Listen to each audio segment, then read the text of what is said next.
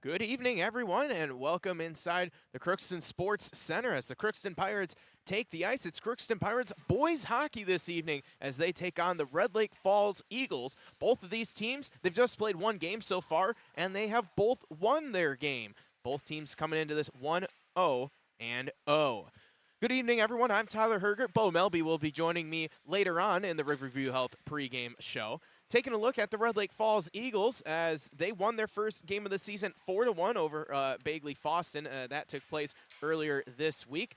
Last season, Red Lake Falls won both of the games against Crookston. They were very different games that were played. The first game, it was an 8-7 battle, and then in the second game, it was a 2-1 victory, both of those going in favor of the Eagles, who are just on the ice right now. Red Lake Falls, this is their only road game of their first 5 games. 4 of their first 5 are at home, and then they have 5 consecutive games that they play on the road. The Crookston Pirates, they come into this game after a win that we had right here on KROX on the radio side. They took down Kittson County Central in a 5-1 victory with the help of 5 different goal scorers on the evening. Pirates are going to look to keep that momentum going. So we are going to step aside as both the teams are warming up here. We thank you for joining us on our YouTube stream. Another busy night and another busy weekend here on KROX. We'll tell you more about that as the evening progresses. But we're going to step aside. We're going to take a break. We're going to hear from the head coach of the Red Lake Falls Eagles, Coach Trevor Page, with his thoughts heading into their second game of the season. We'll have his interview right after this on KROX. Farming today doesn't always feel the same way it used to. Then again, some of it feels all the same. Maybe it isn't so much the jobs that changed, but how they get done. Now that's a different story. Efficiencies are critical, which is why you need a lender who will find the right loan structure for a strong financial future. You need a lender to look out for your whole farm operation. Ag Country.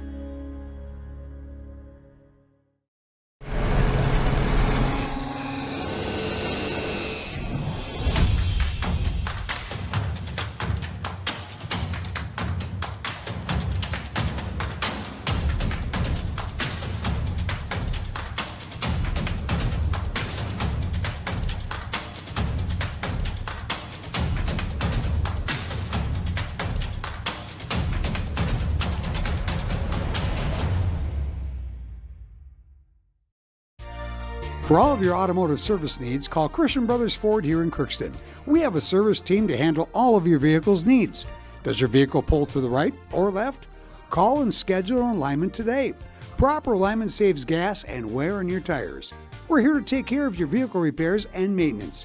Call Christopher or Jersey in the service department at 281-1338. Make an appointment today with the service department at Christian Brothers Ford of Crookston, where we make it easy. This is my farm. Don't come out here and tell me what I need.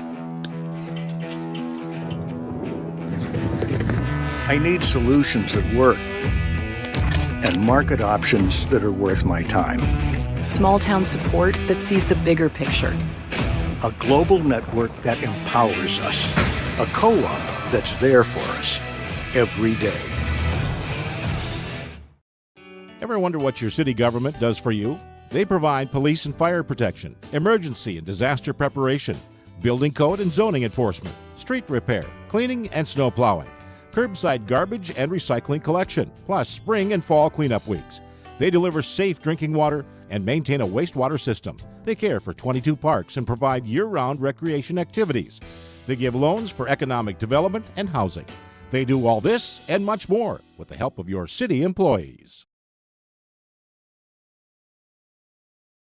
Show on KROX with the head coach of the Red Lake Falls Eagles, Coach Trevor Page. And Coach, you're coming off a win in your first game. What did you see from your team out there? Oh, we had a lot of good hustle. Thought it was a solid game for us for game 1 of the year, especially with half our team being sophomores and new to the varsity level. I was pleased. What have you been looking for here in the early stages of the season, especially in practice? Oh, just coming and working hard, all right? Learning something new every day, focused, ready to go. And that's kind of our main goal in every game. We got to outwork the other team. What do you know about Crookston? No, we've had some close matchups, especially last year. We went in overtime both times. Besides that, they kind of look like a young team too, or they got some new blood up here. Don't know much about them. Kind of seen some stats from their Howlock game there, but Coach Hardy's going to have them ready to go. They always play hard, they work hard, so it should be a good matchup. How difficult is it early in the season with a team that's very young like yours? No, it's difficult for sure. I mean, it's with this group, they're working hard, so it definitely makes it easier. But it's just new little systems, new little things that we want them to do. But our guys have been adjusting very well. How's the health of your team? Good, besides our other goalie. But he got hurt in football, and he's out for the year. But everybody else is good. Do you have 2 or 3 keys to picking up a victory this evening? Like I said, I mean, we got to outwork them. That's number one for us. We always got to play well in our own end. With the talent we have, we're going to have some opportunities, and we got to finish on those opportunities. Thank you very much, Coach. Best of luck this evening. Thank you. So that was Coach Page of the Red Lake Falls Eagles with his thoughts as the Eagles off to a good start this season, looking to make it a 2-0 start to the season and picking up a pivotal road win. We also talked with the Crookston Pirates head coach, Coach Josh Hardy. We'll hear his thoughts right after this as the Riverview Health pregame show continues on our KROX YouTube stream. Hi, I'm Dr. Angie Smith, optometrist at the Crookston Eye Clinic and Foston Eye Clinic. We aim to provide high-quality products to our patients, things that we use ourselves in treating our own dry eye or coatings that we like to use on our own glasses. We offer myopia control contact lenses for children, which are soft contacts that not only correct their vision, but are designed to slow the progression of their nearsightedness. The eyes lead the body, and we are passionate about helping the eyes be safer, sharper, and faster. At Crookston High School, we really have a lot going on. There isn't that much going on. Oh yeah? We have softball, baseball, track and field, soccer, swimming, tennis, golf, volleyball, trap shooting, hockey, basketball, wrestling. So we have a lot of sports. And there is orchestra, band, choir, visual arts, speech, theater, Leo Club. And Crookston is one of the highest academic schools in the region. Really? Yeah, really, especially in math and science. I guess we do have a lot going on. Yeah, and that's why Crookston High School is my education destination. Crookston Valley Cooperative would like to thank area growers for their patronage this year and wish you all a safe and prosperous harvest. Since 1979, Crookston Valley Cooperative has been your full-service local agronomy dealer, delivering on the products and service that you've come to expect. For all your fall fertilizer needs, stop by or call Jake at 281-1178. Crookston Valley Cooperative, here to keep you growing. With the fall season right around the corner, Grove Mechanical in Crookston is ready to prepare you for winter. They suggest having your heating system serviced regularly to keep things running smoothly. A skilled technician will clean and service your heating equipment to ensure safe and efficient operation. It's never too early to get ready for the upcoming winter season. Before the cold sets in, call Grove Mechanical today, your hometown heating and cooling professionals. Give them a call, 218-281-3863, or visit their website, grovemech.com.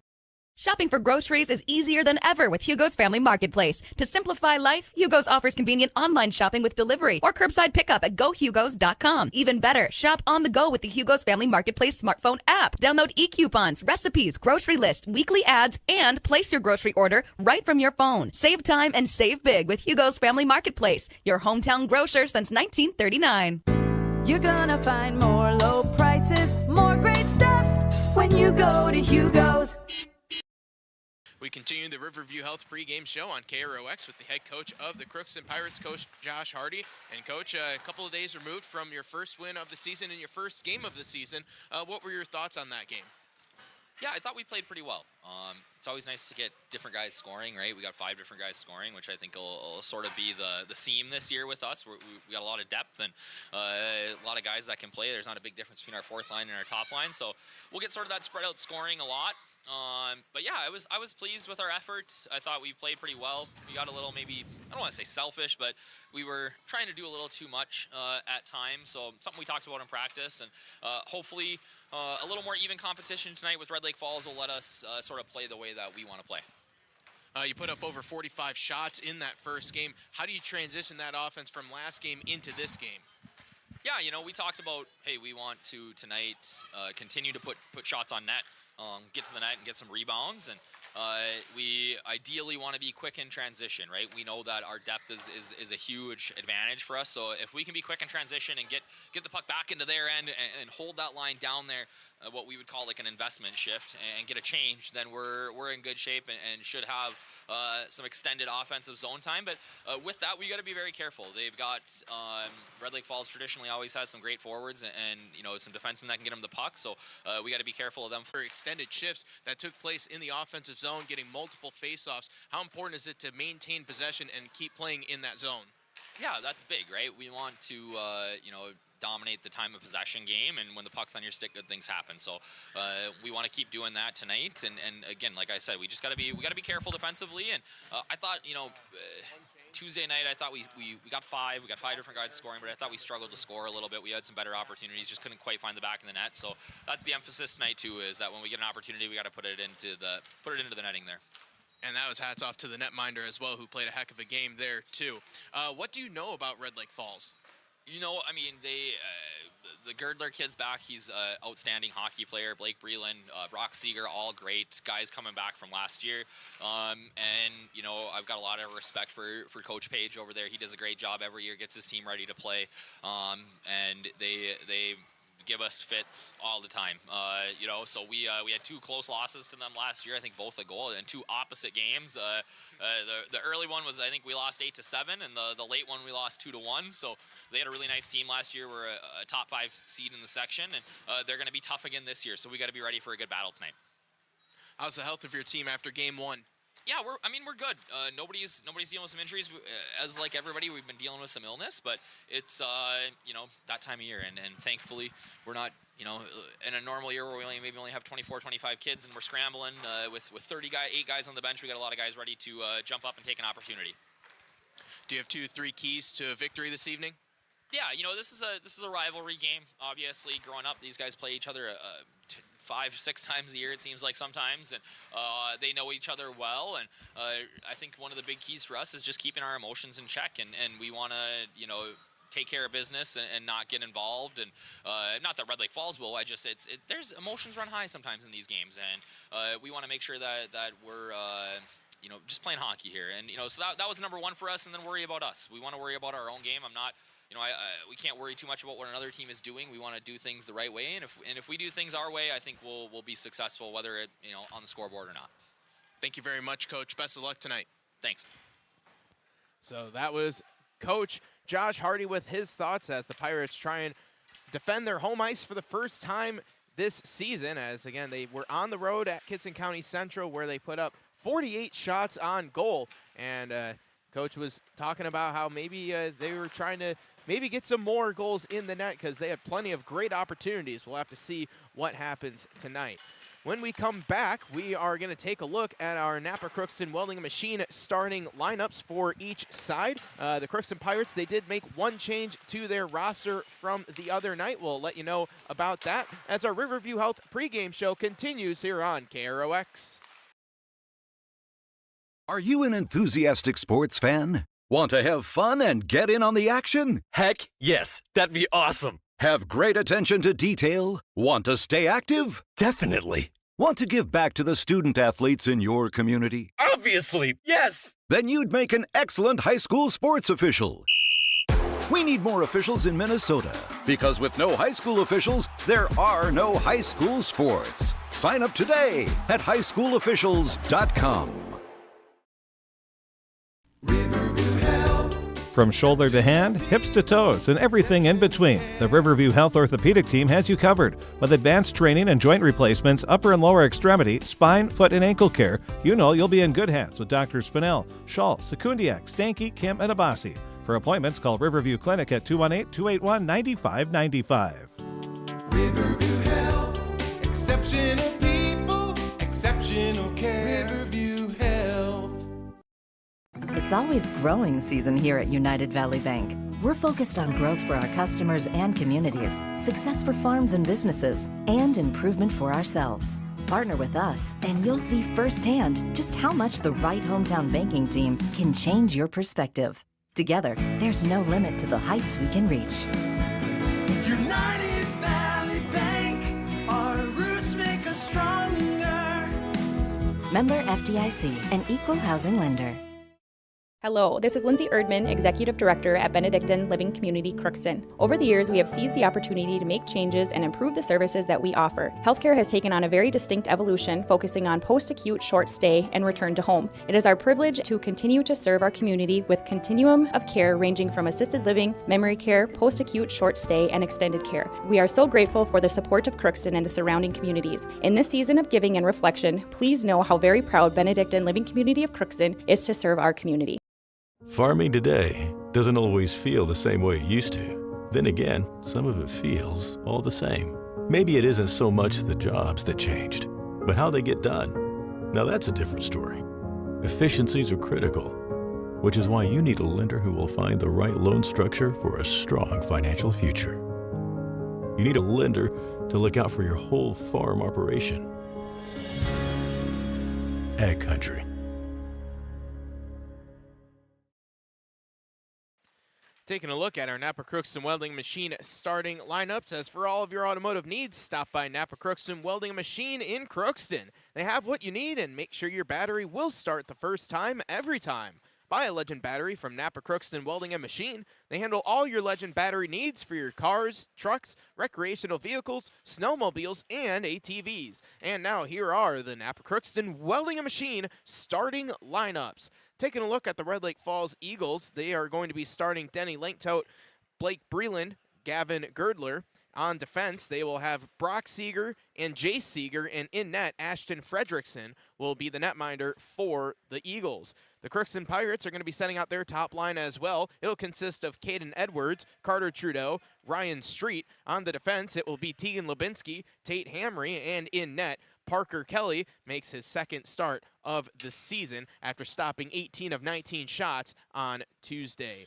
So that was our Napa Crookston Welding Machine starting lineups. There is one change that the Pirates made. Ashton Schockman is going to play in his first game this season. He will be joining Liam Larson and Lucas Miller on the fourth line. Everything else remains the same in that game against Kitson County Central. So we are going to step aside once again, take another break, and then we're going to bring in Bo Melby. We're going to talk some X's and O's after this on the Riverview Health pregame show on KROX.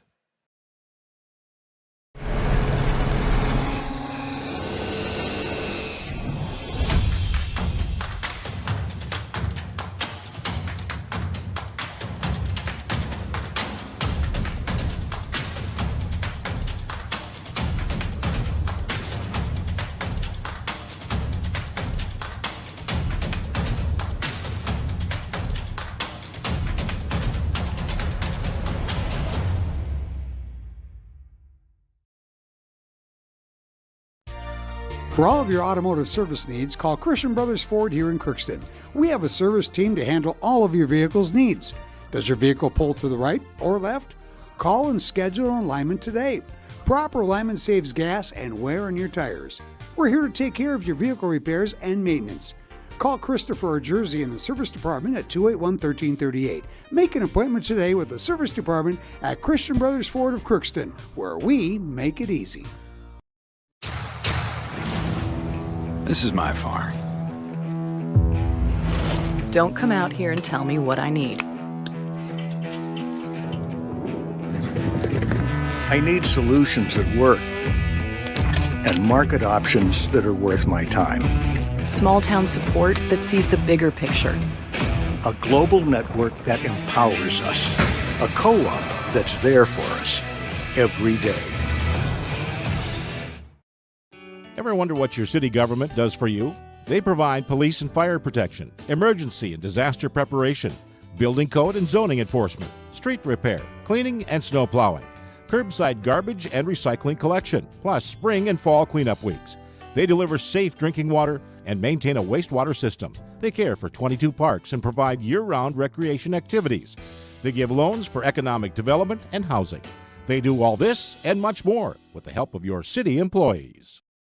Hi, I'm Dr. Angie Smith, optometrist at the Crookston Eye Clinic and Foston Eye Clinic. We aim to provide high-quality products to our patients, things that we use ourselves in treating our own dry eye or coatings that we like to use on our own glasses. We offer myopia control contact lenses for children, which are soft contacts that not only correct their vision, but are designed to slow the progression of their nearsightedness. The eyes lead the body, and we are passionate about helping the eyes be safer, sharper, and faster.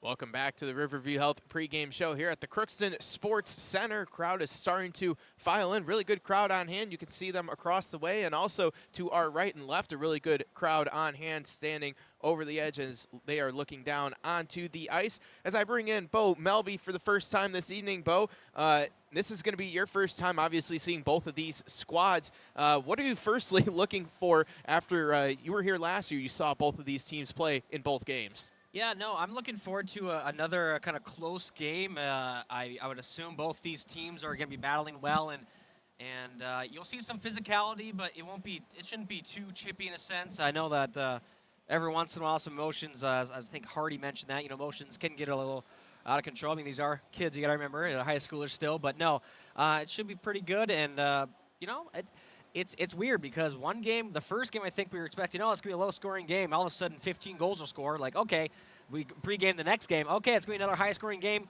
3 goals were scored. So, I mean, you can't really tell, and you can't really guess in that sense. It could really go either way. So, it should be a good game either way. I'm expecting a close one. We know that both teams can put the puck in the net. Red Lake Falls scored 4 in their first game of the season. Crookston, they scored 5 in their first game of the season. Let's talk about the visitors, the Red Lake Falls Eagles. What do you think they need to do in order to get the win? Well, I'm sure they're going to be missing one of the Girdler brothers. It was I just did my little research here beforehand. Evan Girdler was the one that graduated last year. Between him and his brother Gavin, they were quite the 1-2 punch. I mean, that was some fun hockey to watch, especially as an Eagles fan. So, I'm really looking to see how Gavin plays without his brother. I mean, he's definitely talented enough, and there's plenty of talent around him. So, I think that top line, they were really good in transition last year. So that's gonna be something that they're gonna look to take advantage of, and maybe get some poke checks to get some breakaways, and maybe some 2-on-1s, 2-on-0s, and really make it tough on Parker Kelly. When you're the road team, how important is it to grasp momentum early and get some, really quick shots on goal, test the netminder, make sure that he's not comfortable? Oh, it's huge. I mean, especially, as a road team, but everyone around this area knows, Red Lake Falls, Crookston, only 15 minutes away, so usually the crowds at both games are pretty even, so it's really kind of almost a neutral site. It's pretty unique in that regards, but still, especially you just want to get ahead. I mean, it's just you want to make sure you're getting that offensive pressure. You're really making it going to be a long game for the Pirates. If you're the Eagles, you want to just keep that momentum in that offensive zone and really just hold the line too. That's something in high school hockey that can cause some fits if you can't hold the line and puck gets past you when you're trying to go up to the point. Can really kill your momentum. So if they can do that, get some shots through, get through the legs and the pads of the defenders, they're going to find some success early. We were talking with Coach Hardy about ozone time and how important that is. How does Crookston do that, again, as they had a lot of ozone time, especially in the first and second periods against Kitson County Central? Well, I think the big thing for them is that's just to use all their lines as kind of the same good grinding lines that really can wear down a team. So, that's the one kind of nice thing about not having that flashy, high scorer guy. They have some kids who can definitely handle the puck well, and Carter Trudeau, Jay Reese, looking at Jackson Reese too. Looking at some of these names from last year, remembering that and Ryan Street too. They got some good hands there, but again, it's more of that kind of grinder mentality, which can get a forecheck going.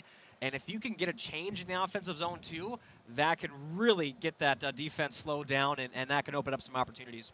Well, we heard Coach Hardy talk about the depth, and that's one of the things that he really likes about his team this year is that he feels like from top to bottom, it really isn't, a top-heavy team. He feels like he has so much depth that all 4 lines are liable to put up points. Yeah, it's almost more like he always has 4, 2, or 3 lines. Nobody's really a 4, nobody's really a 1. They're all just kind of that middle 6 that can really, again, just put up some points, be a hard-checking team that's really tough to play against. And if you're a hockey fan, you know hockey, you know that you need to have those checking lines, and especially if they can add in and put on some points, that you're going to find a lot of success. and 9 different point scorers in that first game, 5 goal scorers, and Caden Edwards, he was the only player that had 2 points, so that's really spreading out the wealth throughout the team. How does Crookston do that again? I mean, it's really just you got to make sure you're clicking on your passes and you're going to those dirty areas as well. I think that's something that, especially up here in Section 8-8 hockey, I think almost take pride in having that kind of a grinder game where, you know, you're not going to have those beautiful snipe shots from above the circles all the time. A lot of them are going to be just kind of those greasy goals that trickle in by the blue paint, and you're fighting for every inch. So I think that's the big key for them is to, again, have some solid passes in the offensive zone and again, just go to the net and crash the net. And then for some of these kids, this is their first time playing varsity hockey on their home ice, so there's a little bit of nerves. And then you add in that, you know, rivalry game, section game too, which always carries a little bit of more weight. How do you settle yourself down on your home ice? Well, I think that's where the leadership comes from some of the older players as well, especially you look at your top line with Caden Edwards, Carter Trudeau, even Ryan Street now with being a junior. He had some time last year, plenty of ice time. So I think that top line, again, of course, some of your defense too. Blake Melcha is a big one there as well, and Ty Larson, Tegan Lewinsky. I mean, all those captains, assistant captains. So you gotta tell them, hey, I mean, you've played these kids growing up your whole life. You know these players on the other team. It's just another game. Obviously, yes, it's an important one. You want to win here because, especially between these two teams, it always seems like it comes down to these games with the final standings in the section. So, yeah, you want to get the big win, but again, you just kind of downplay it right away, and then as the game goes on, you get the feel for the puck. Then you can kind of amp it up a little bit. Would we be a hockey pregame show if we didn't talk about the power play and how important it is for both teams to take advantage of that? Oh, no, I mean, that's exactly. I mean, obviously special teams can make or break a game, especially if, you know, you're having some issues, taking some penalties, you know, and just that can really slow down your momentum. And if your kill's off, I mean, especially this Red Lake Falls teams, last year they had a lot of success on the power play. So that's going to be something for Crookston. And granted, they're 1 for 1 in their last game and 0 for 1, only 1 opportunity in the power play. So, yeah, I mean, that's the thing. They didn't really have many opportunity to see it in action. So I guess that's kind of the one thing this early in the season. We'll see where they're at. So, but no, I think for a game that comes down usually as close as these two, special teams could be the difference maker. Special teams usually is the difference maker regardless if it's a rivalry game or not, but in a game like this where it feels like every second the importance of it is so much higher, special teams can really come down to, or, you know, playing in transition, getting those odd man rushes. Didn't see a lot of odd man rushes in that first game, but Crookston did get a couple of them, and that's going to be huge for either side. When you have an odd man rush, you have to take advantage. You got to capitalize, yeah. I mean, especially even if it's you know, maybe a shot off the post or something like that, just really, hey, you know, I beat the goalie. Luckily, I mean, for him, I didn't beat him, you know, didn't get in the back of the net, but that kind of makes some confidence for you and kind of worries the goalie on the other side a little bit more. So, you know, just really, again, making sure you're having good shots, and if the pass is there, you know, go for it, but don't force it. I think that's another thing we see a lot in high school hockey where it's, you know, if you're not confident in yourself trying to shoot it, and you know, the goalie can kind of almost sense that, and the D man senses it too, and they can know you're going to try and force that puck. It can really just kind of make a 2-on-1 or 2-on-0 just be like nothing. So, yeah, you gotta capitalize. And again, that was something that Red Lake Falls did really well last year, and Crookston had some success, and hopefully they can have some more this year as well. Kind of piggybacking off of our turnover conversation, but making sure that when you have offensive zone time for either side, you don't turn it over, because that's really where you can get yourself into trouble. Oh yeah, exactly. I mean, both these teams, pardon me, would like to really hem the other team in there and have some crisp passes in the offensive zone. But a careless puck here, a really trying a fancy pass or something that's not necessary, could really hurt your chances, and you're really going to want to make sure you can just have that good offensive pressure. Well, we are going to step aside as they do the national anthem, and then when we come back, we are going to have puck drop between the Red Lake Falls Eagles and the Crookston Pirates here on KROX.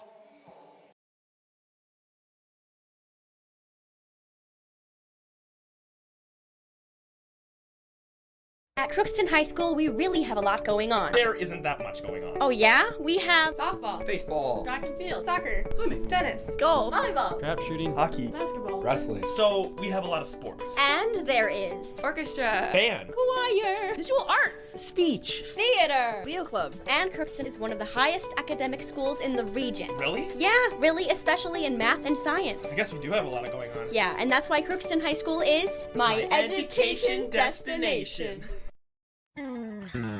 Crookston Valley Cooperative would like to thank area growers for their patronage this year and wish you all a safe and prosperous harvest.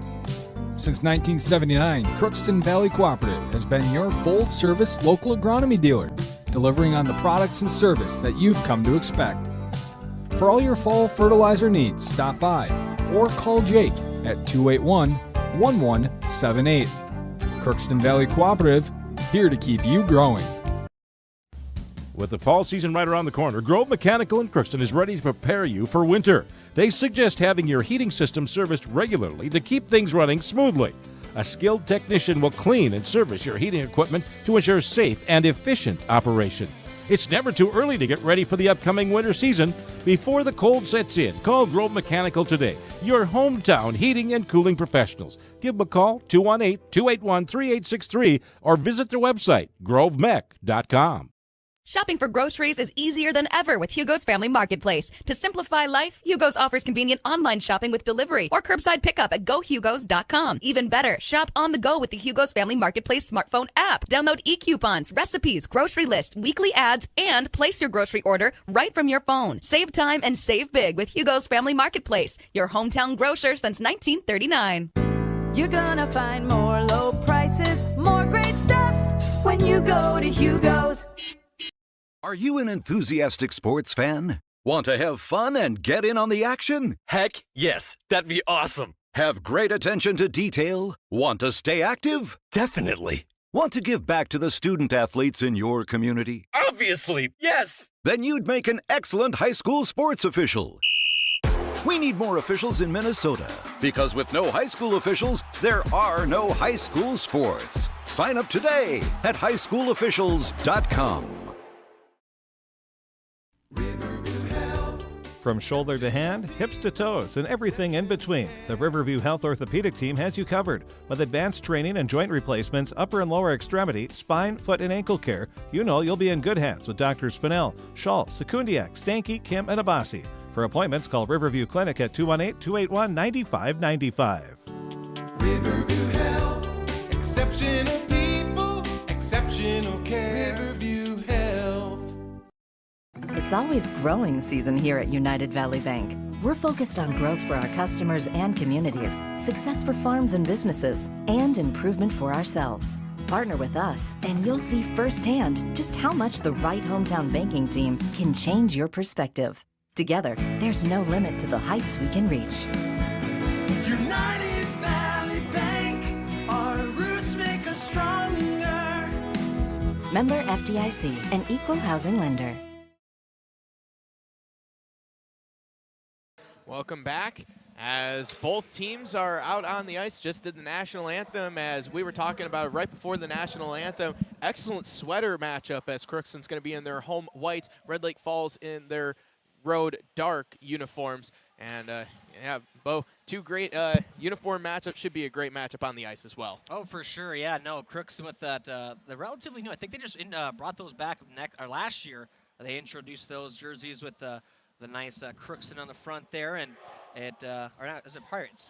Pirates in cursive. Yeah, sorry. Yeah. I think it's I think girls have Crookston. I can't remember either way.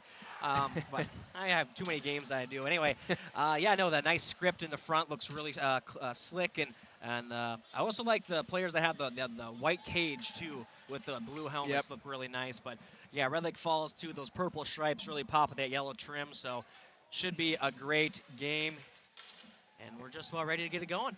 Two excellent tarps out there on the ice. It will be Carter Trudeau and it will be Blake Breland in the face-off circle as the Red Lake Falls Eagles win the opening draw. They'll fire it in deep.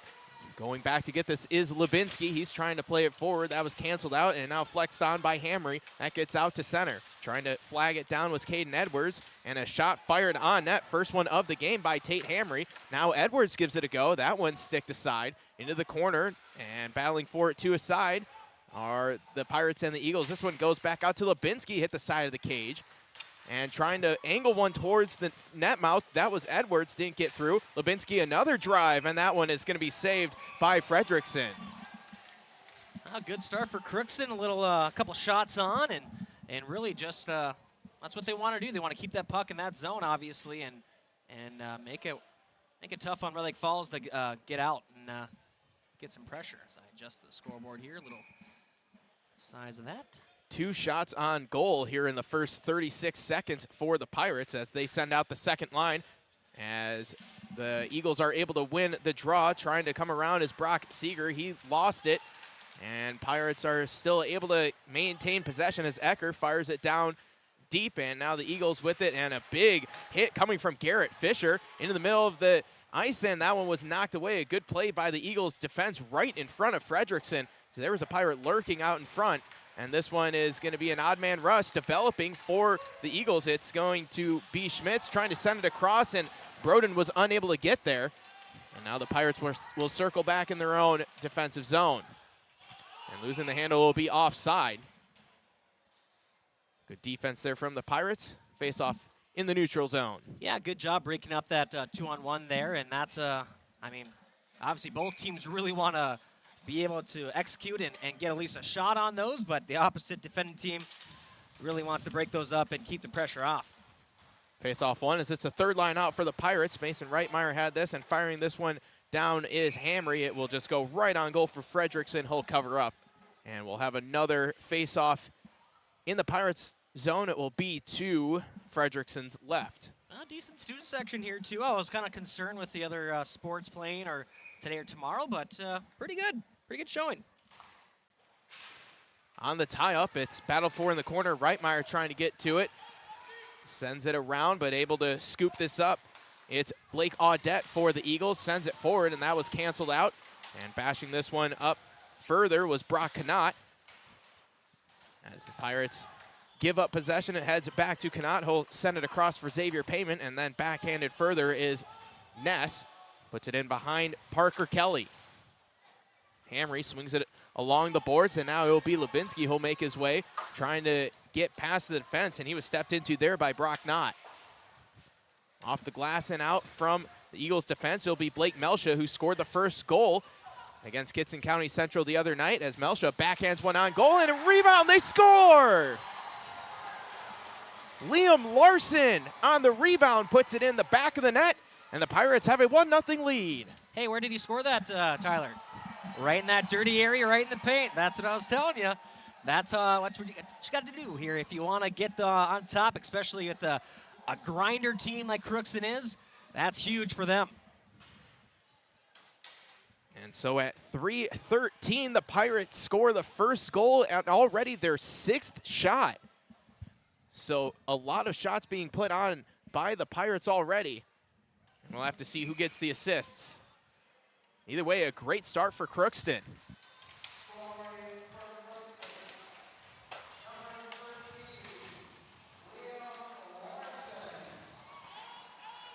Off the face-off.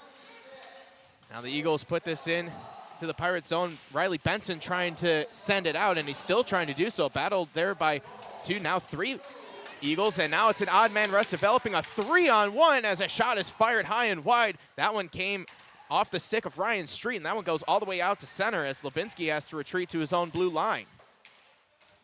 Lubinsky sends it in deep. That one goes as far as Jay Seeger, and now it goes back to Lubinsky. He slaps it in. That hit one of his own players, so it will be offside, and faceoff will come out to center.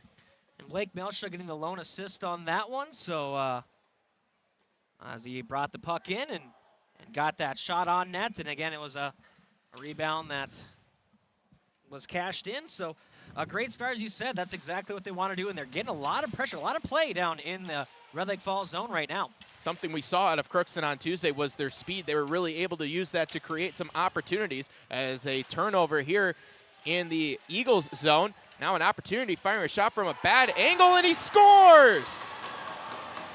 Gavin Girdler ties it up at 1. Well, they can't seem surprised on who scored. What a shot from Girdler from a very difficult angle. Sneaks it by Kelly, and we're tied at 1 apiece.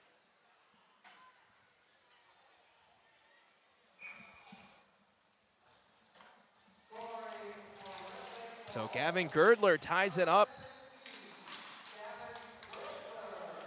As off the draw, now moving in is Riley Broden. He's going to try and play it past Lubinski, who lost his stick. Backhands this towards the net. Kelly had to be very aware and knock that one aside. Moving up with this is Jackson Reese trying to get it out of the zone. Good defense there by Xavier Payment to hold the blue line and keep it in for the Eagles. As this one's going to get wrapped around, down and out. Chasing this one is Brock Canott. Icing waved off. And he'll shovel this one forward, looking for Broden. That one take away, and on the turnover, trying to get a shot off was Brandon Colburn. He had that canceled out. And that one's going to bounce all the way out, as unable to play it was Benson. He gets it over to Melsha. Melsha picked up his 2nd point on the season, scored the first goal against Kitson County Central, now picks up an assist on the first goal this evening. Liam Larson with his first point as well. That's the first point for that 4th line. So now it's the Eagles trying to pitchfork it out, and now sending one across, and it went across the net mouth. The penalty's coming, and this is going to be on Red Lake Falls. And it's going to be leave interference, and this is going to be our first power play of the game, and looks like the culprit is going to be Ben Ness. He will sit for 2. Interference call there, and we'll see what this power play can do. Again, they only had 1 opportunity last game, didn't get cash in on it, and young in this very young season, so we can only see where they're going to go from here. 2-minute penalty, Brock Ness for interference at 5:20 here in the first period. So the power play out for Crookston, as it's going to be Street who will walk with this on the far side. Street still working with it. Dumps it back for Trudeau. And they'll get it back to the top with Lubinski. You couldn't find the handle of it, and now a breakaway opportunity for Gavin Girdler. Moving on in. Save made by Parker Kelly. Wow.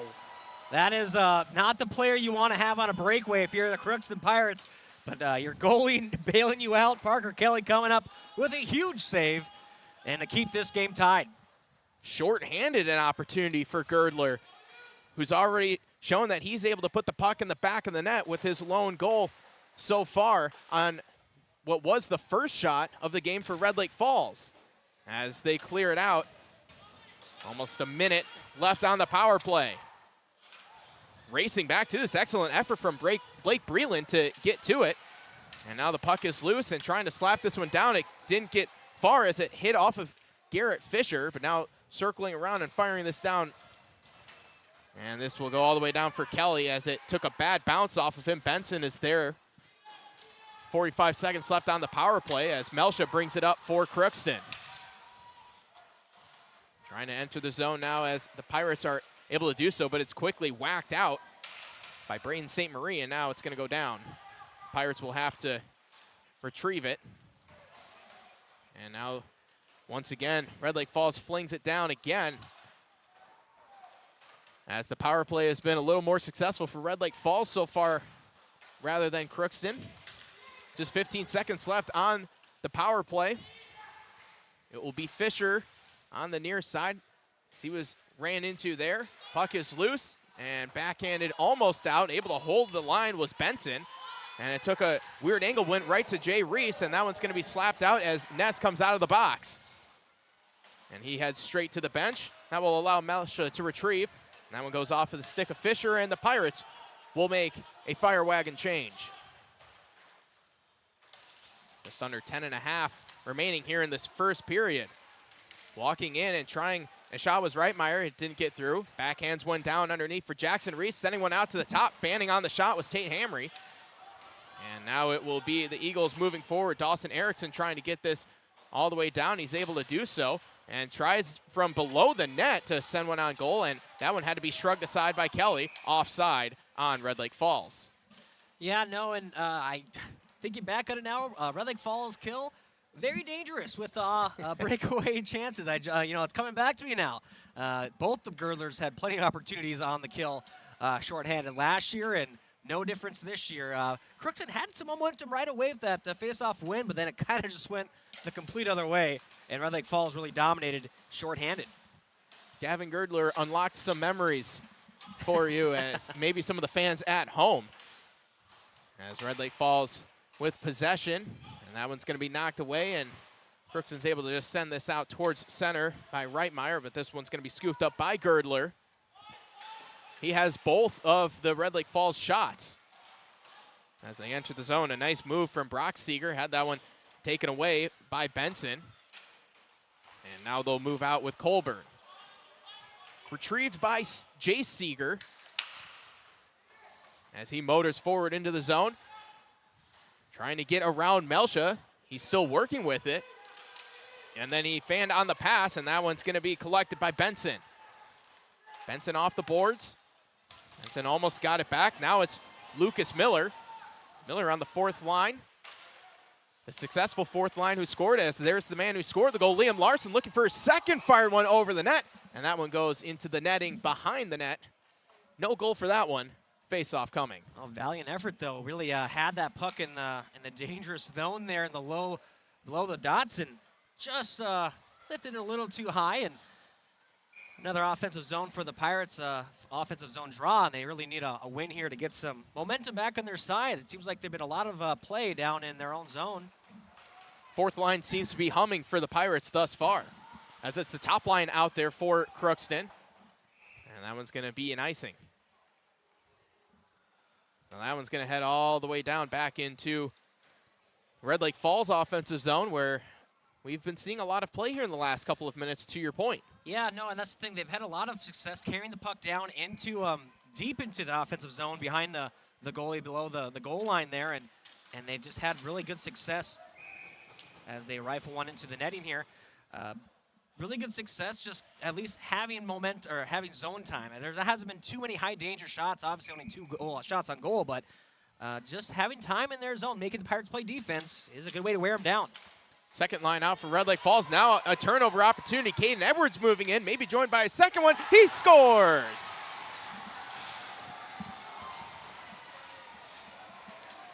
Well, that one's going to be easy to mark for you. Unassisted. There you go.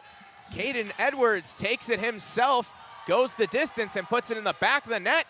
And the Pirates are up 2-1. And, well, Bo, maybe we're looking more like the first game last year again. You know, and that game was played here. I will say that much. But, no, yeah, it's just a fantastic shot there. That was just up top shelf for, I believe, Mama Hides and Peanut Butter Cookies. As now Josh Hardy wanted a late substitution. The referee said, nope, that's it. So, keep going here. Pirates back in the zone. Quick shot off the draw as that one came from Blake Melsha. He fired that high hit off the glass, and now the Pirates battle for it as the top line stays out there. Caden Edwards with his second goal on the season. Melsha able to hold the line, but they're going to say he was just offside. Melsha trying to plead his case. Referee says no. I don't think the linesman's going to change his mind on that one, so might as well just say that's fine. And still looks like a little confusion. Oh, okay, they got the right guys out. Hardy was shouting a little bit, but we're all good, and play goes on. Second line out for the Pirates as a shot fired by Jay Reese goes wide. Now Reese is going to come back and pick it up. That one slapped away by Knott. Goes back for Melsha. Scoops one all the way back down, and Reese again below the red line trying to gain possession. That one's canceled out by Knott. He tried to shovel one forward. It wouldn't go all the way out. Holding it in was Benson. And now it's Fisher behind the net. Canceled out there, but he still goes. Does Fisher. He's still going with it, trying to battle for it, and now he'll slap it ahead. Knott in the corner. Pokes it forward. As they still battle for it on the boards, Reese came out with it, and then he was knocked down. And Knott sends this one almost out. This time Melsha does keep it in, but then he's unable to do so as offside is called. As Harmoning was looking for the puck for Red Lake Falls, Audette just a little bit behind him. Well, he was just trying to really get a good possession of the puck, it seemed like, and and just didn't really work out, so Pirates catch a break there. But I will say they had a good stretch of time there down in the offensive zone, a good forecheck going. Once again, the third line out now for the Pirates. Colburn won the draw, but the Eagles are able to poke it forward. Here's Gavin Girdler losing the handle. Slabinski up ahead. Colburn will take it. Lubinsky trying to chase it forward, and firing this one in is Colburn. In the corner trying to chase this one down is Reitmeyer.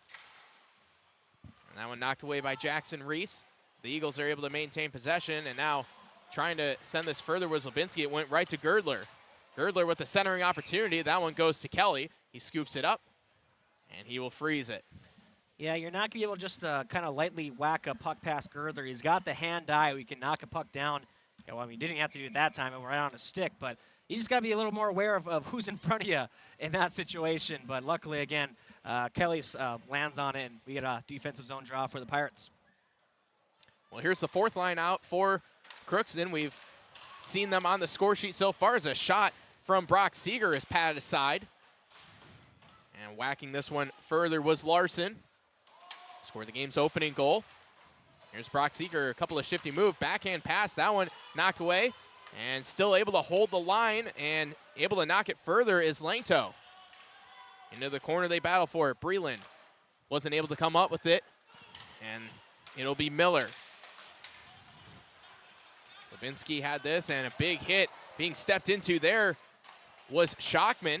Schockman in his first game this season for the Pirates in the early stages of the season as we're coming up on 6 minutes left here in the first period. It's a 2-1 game. Crookston with a pair of goals coming from Liam Larson and Caden Edwards. The lone goal scorer for Red Lake Falls is Gavin Girdler. Jay Seeger just clears it out. Stoppage in play. That's going to be too many men. So unfortunate in the middle of a line change there. Puck came right to a Pirate. And so that's going to be a power play opportunity for Red Lake Falls, and not what you want right now at this point.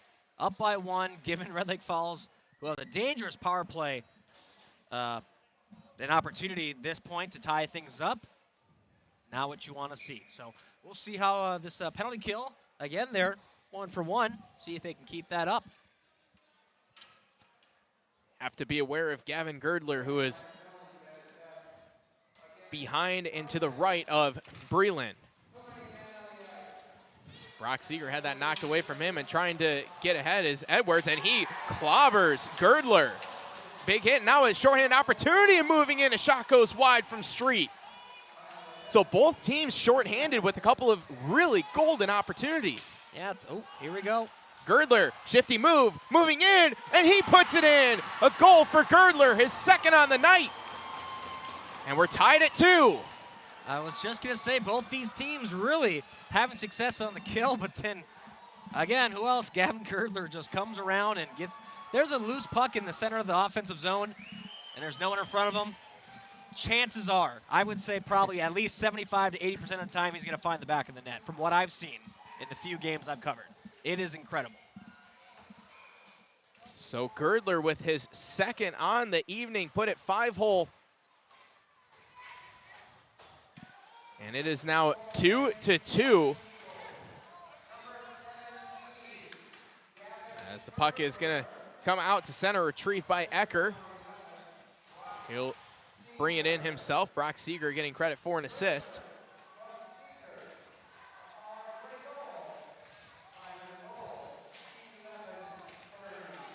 And a big power play goal coming early, as now moving forward is Ness.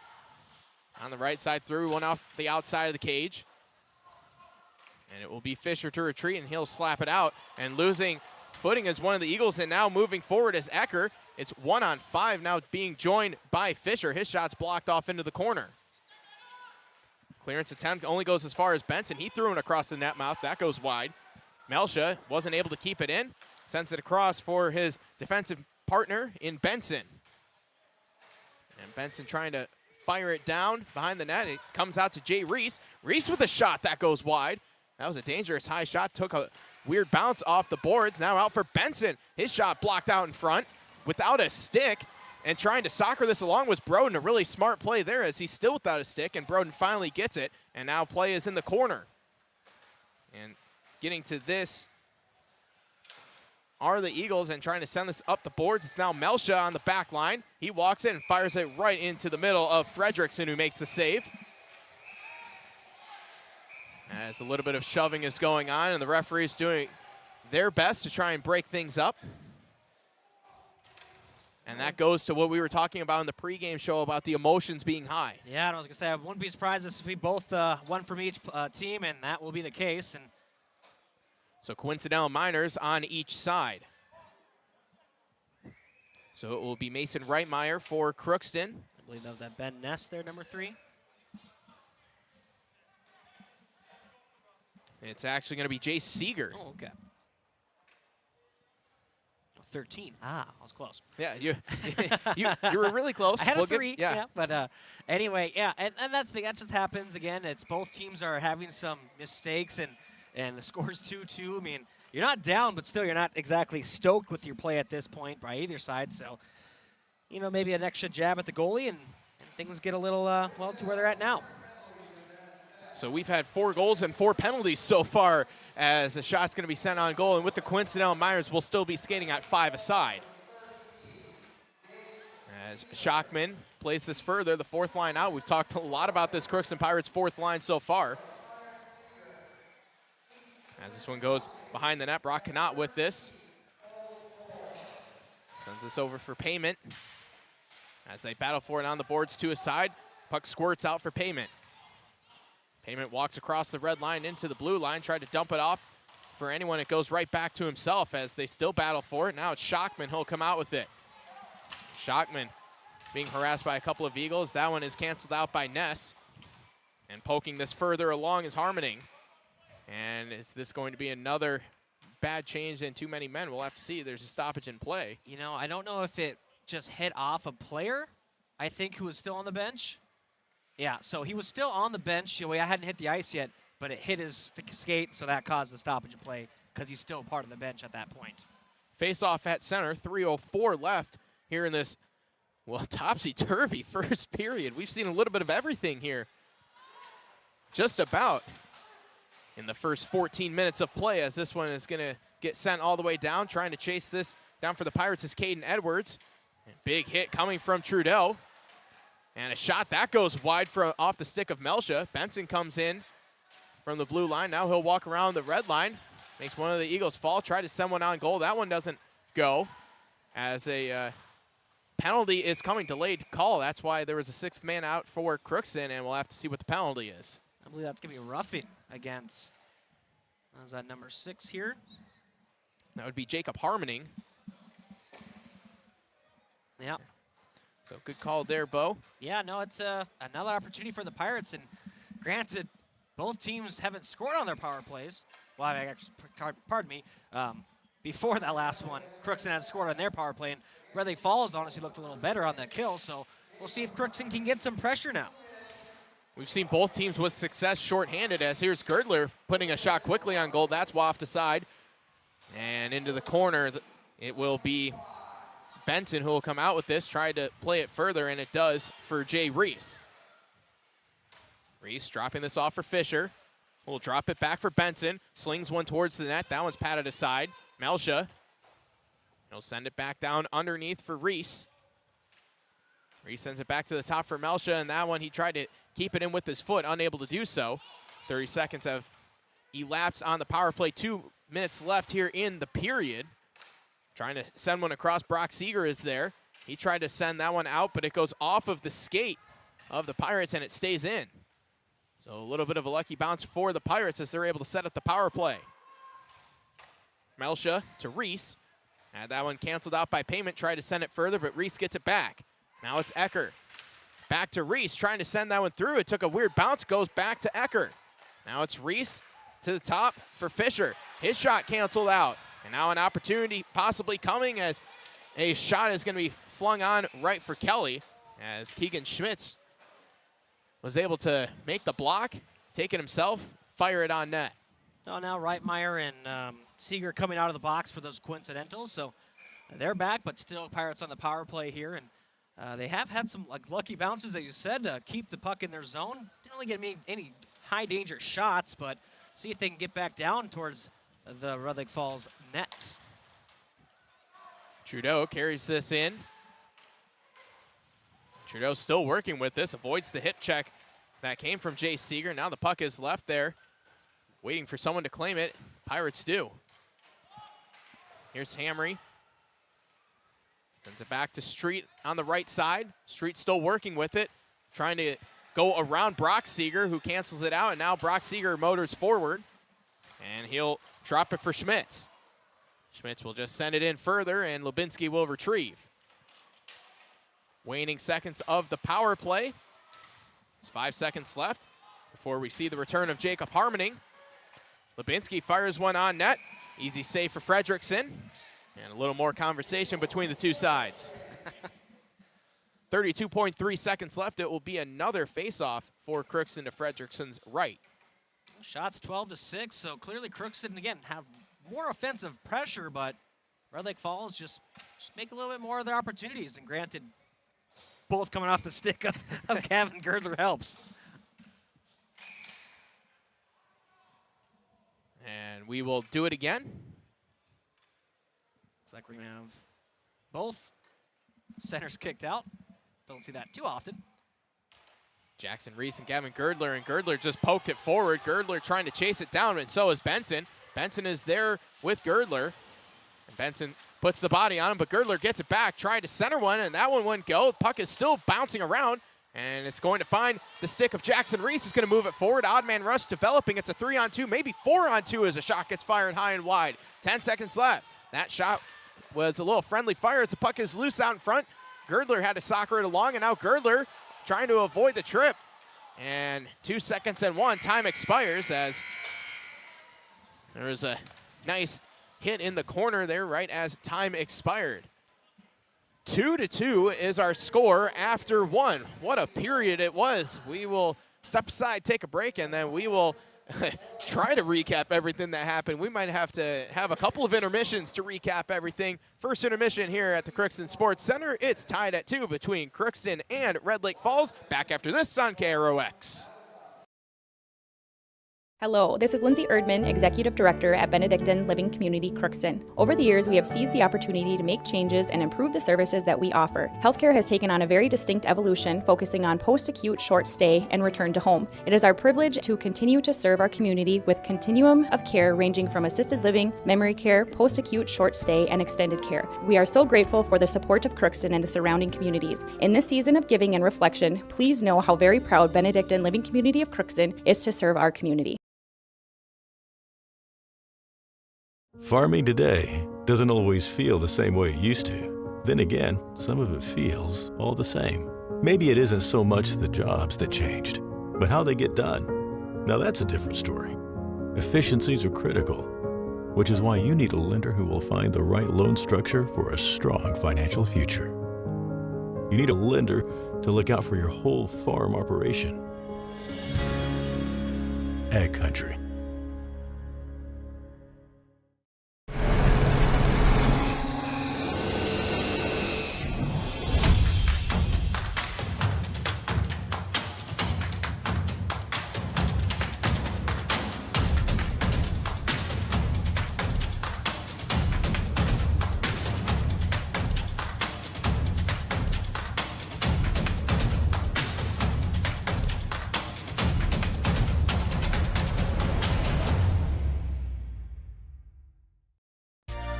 For all of your automotive service needs, call Christian Brothers Ford here in Crookston.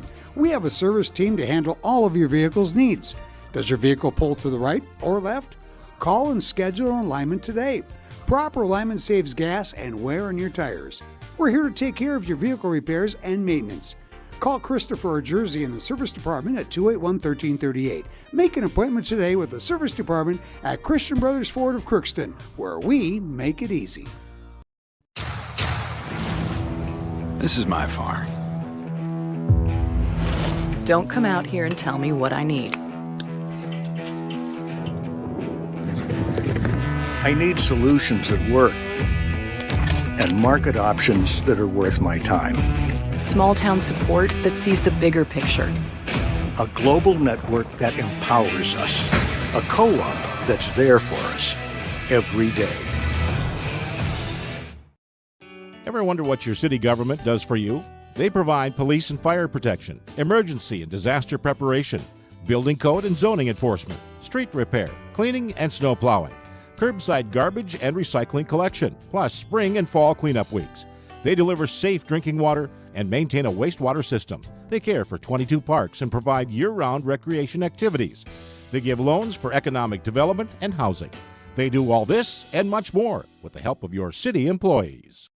Hi, I'm Dr. Angie Smith, optometrist at the Crookston Eye Clinic and Foston Eye Clinic. We aim to provide high-quality products to our patients, things that we use ourselves in treating our own dry eye or coatings that we like to use on our own glasses. We offer myopia control contact lenses for children, which are soft contacts that not only correct their vision, but are designed to slow the progression of their nearsightedness. The eyes lead the body, and we are passionate about helping the eyes be safer, sharper, and faster.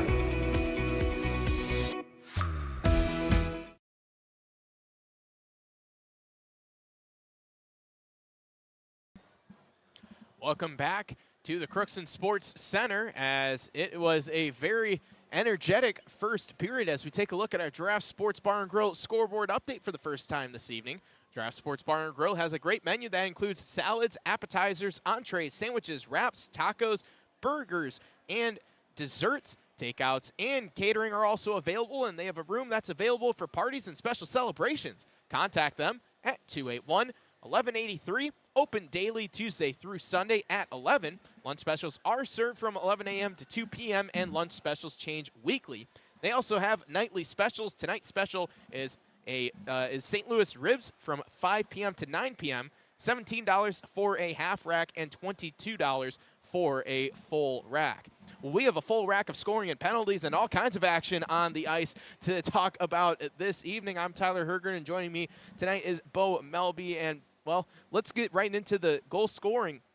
Crookston, they started off, it was Liam Larson who got the first goal of the game. That put Crookston up 1-0. That was in the early stages of the period, but about a minute later, Gavin Girdler, he was able to shoot it from a really difficult angle, somehow found a way to sneak it through Parker Kelly. That tied things up at 1 apiece. Caden Edwards then about 4 minutes later at 8:26, he buried the second goal of the night for Crookston. But once again, Gavin Girdler struck, and it was on the power play this time. He was able to tie things up at 11:33. And that was all the goal scoring that we had. 5 penalties in the period, 3 of them going against Red Lake Falls, 2 of them against Crookston. Of course, there were coincidental minors, so only 2 power plays for the Pirates, 1 of them for Red Lake Falls, which they were able to cash in on very quickly. So with all that being said, Bo, let's try and recap this first half. What have you seen out of both sides? Well, I will say I was pretty impressed with Crookston's ability to really get a forecheck going. That was something that they had some struggles with last year, and I think it's just this mentality that, again, there's no top lines. They're all the same type of player, and they just like to grind it out, and obviously some lucky bounces on the power play really helped them keep possession. But I don't know. I mean, they had plenty of shots too, 12 on goal. I mean, and a couple that went a little wide, but good opportunities. I was pretty impressed with Crookston's ability on the offensive zone. I will say a couple of times there they had a few issues breaking out, but give credit to Red Lake Falls. They had a really good job in the neutral zone, kind of jamming things up every once in a while, having their sticks in passing lanes.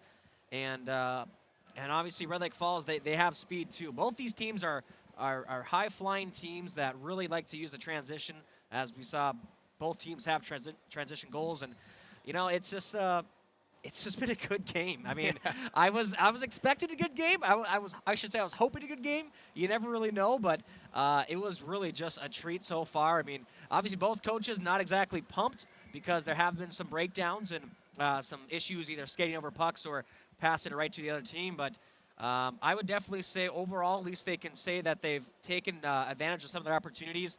And again, it's like a new game, as I like to say when it ties back up. So. Still got another, 34 minutes here, and you got plenty of opportunity to try to get a lead and expand on it. So we'll see which team can really continue to take advantage and minimize their mistakes. feels like there have been a couple of turnovers on both sides. We've seen a couple of odd man rushes, and that's been able to nearly been capitalized. And oddly enough, we've seen them short-handed too. Yeah, and that's the thing. When you both when you have speed, I mean, all you really need, especially on your along the point there, a good poke check, a good just kind of hockey IQ to know get your stick in a passing lane, and that can spring you in. And that's what both these teams have done. And so, give them credit. They're really doing a good job, and just knowing how these, again, they played against these players for all their lives, so they maybe know some tendencies, how they like to play or where they like to go. And either way, it's been a very good showing for both teams to, again, just be aggressive. And obviously it hurt Crookston once in the penalty kill, but with a player like Gavin Girdler, I mean, it's almost bound to happen. He's got that speed, and more importantly, he's got the hands. He can move that puck around so quick and close to his body. It's a goalie's nightmare. It really is. How do you stop a player like that when you know that they have a player who is so he's liable to score, and we've seen it from anywhere on the ice? Honestly, you really just have to make sure you're being just a little more protective with the puck and be more smart with it. You have to make sure you're not you're fielding it cleanly, fielding passes or clear out attempts. You want to make sure you're not letting it bounce past you or bounce off your stick and keep it close to you. That's gonna be the main thing, because he really just kind of preys on those loose pucks in the feet of defenders. He can poke it past you and he's gone.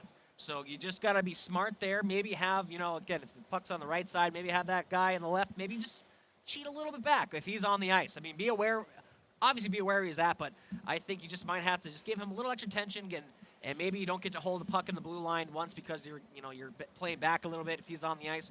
Maybe you have to do that. Obviously, you want to be aggressive, but, I mean, the talent is there where you have to give him credit for it, and you have to play to that. And not just as a goal scorer, he can set up his teammates too. And then, you can't be too focused on Girdler because that Blake Breland or Danny Langto, some of his line mates too, or some of the defenders, Brock Seeger and Jay Seeger, we've seen them be aggressive too. Those are the top line defense for the Eagles. But everyone involved, you have to look at those players as well. Oh, exactly. And that's kind of what Red Lake Falls really, that's what they strive on is pulling attention to Girdler, and then again having those players who can step up. They kind of they fly on the radar there, and they'll hurt you. They're great players. I saw Brock Seeger plenty last year score some goals from the point just because, you're paying attention to Girdler to your left, and all of a sudden Seeger's got it to the right, and boom, you're screened a little bit, and it's in the back of the net. So, give credit to Red Lake Falls, and they've done a good job so far of really moving the puck around too, and not trying to force everything through Girdler, which is something I think some teams can struggle with, where you have that player that can make these plays and can lead your team in offense, that you just rely on too much, and then you get lazy and you can be pretty easy to defend. So.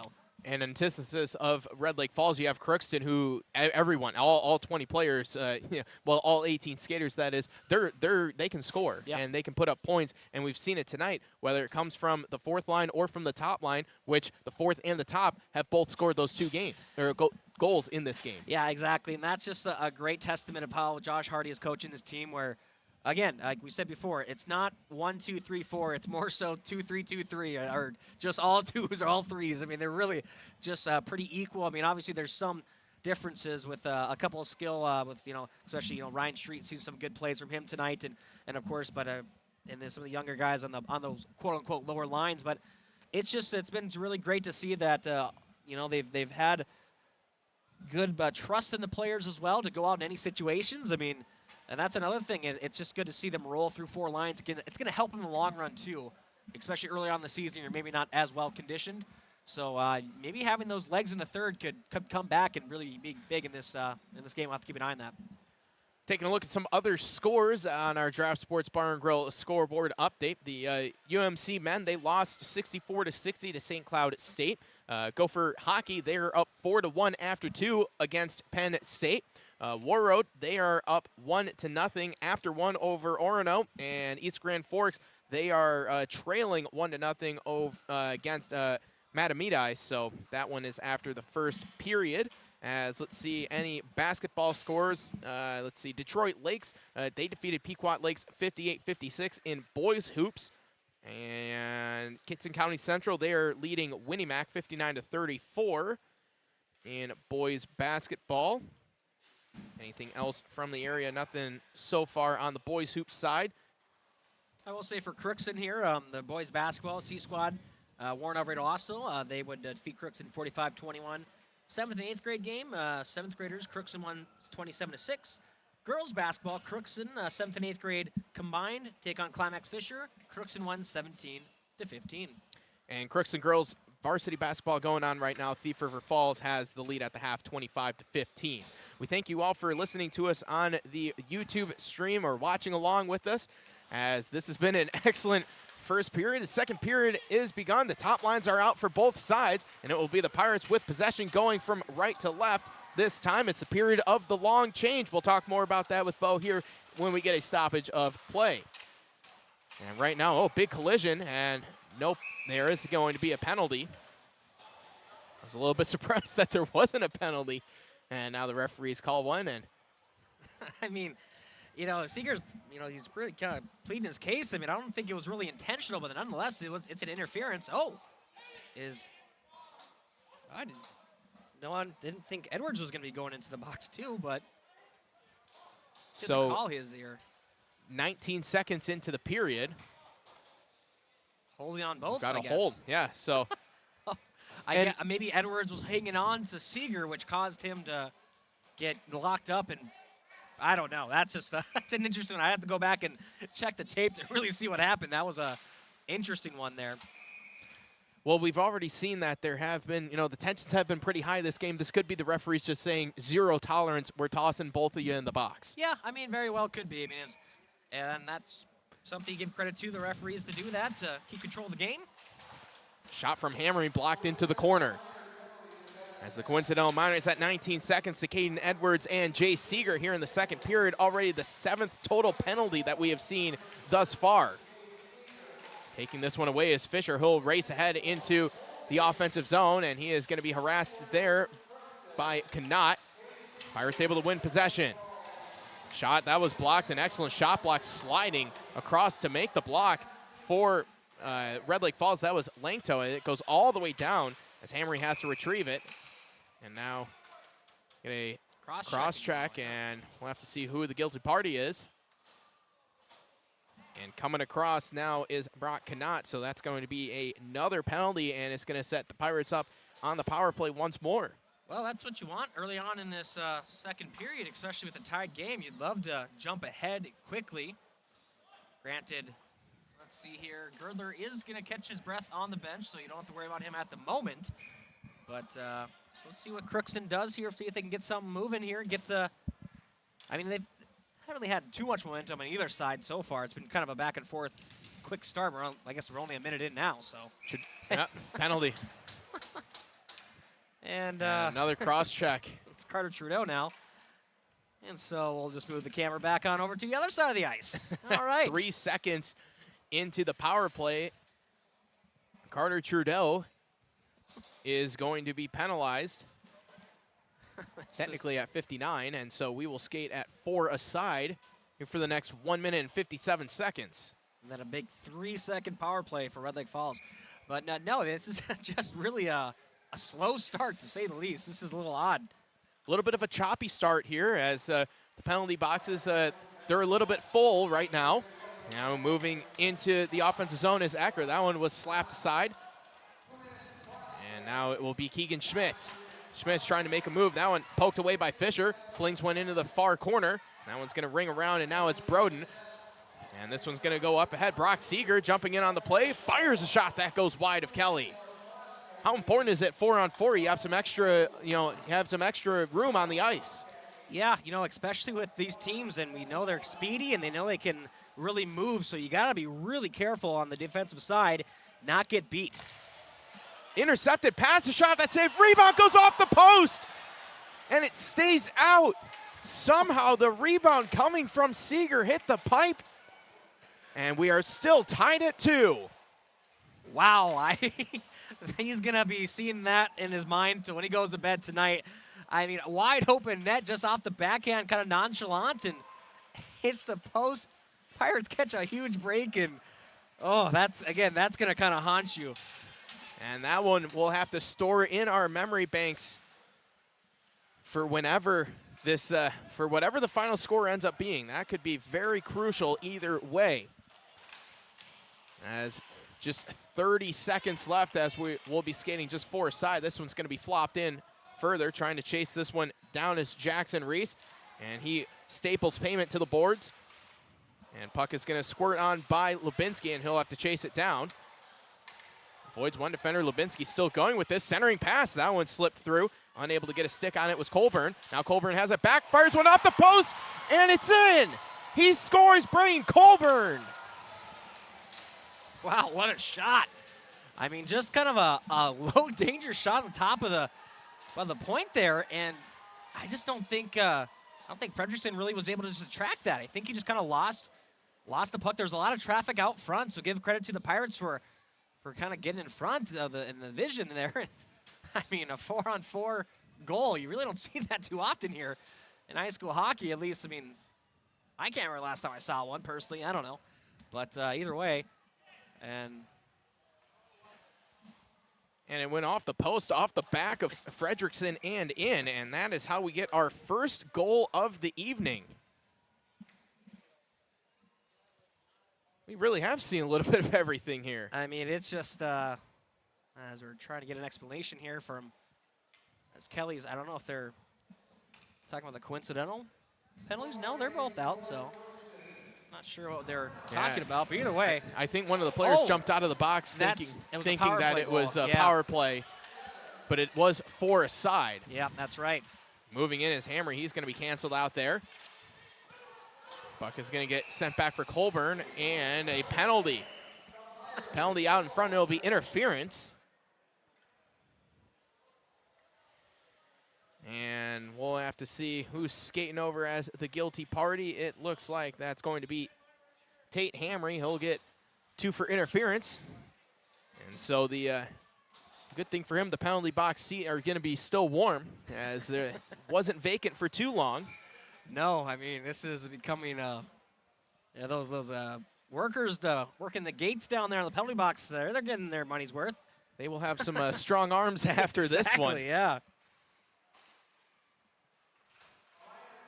But, again, we must credit the referees for making this game under control, because without it, we've seen that the fireworks could escalate, as this one is going to be slapped all the way down. Giving chase to this is Edwards, and he tries to backhand one out in front, and that one hit off the side of the cage. And now circling back with this is Girdler. Girdler had that one canceled out, and now the puck is loose in the offensive zone. Trying to come up with this are the Pirates, and trying to do a wraparound. That was Street. He was unable to do so. And finishing the hit. Good hit there from Edwards. That's the Eagles with the puck, and now moving forward, trying to go with this is Langto. He lost it. And in the corner, it's Girdler. Behind the net, tried to leave it for a teammate. No one was there. Firing this one all the way to the back. It was Schmitz who was there for the Eagles. Getting this back is Girdler. His shot, an excellent save. Sprawling out to make the save was Kelly. Another opportunity. That didn't get all the way through. And Girdler is able to wrap around and spun one forward. That one went wide. That's the power play finally being set up by the Eagles, and now it's cleared down.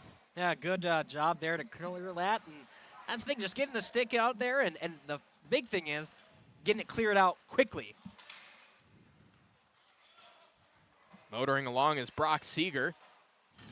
Dropping it back, and this one is going to be almost flopped out of play. Now Girdler has this, and a shot. That one's saved. That came from Schmitz. Now Schmitz gets it back.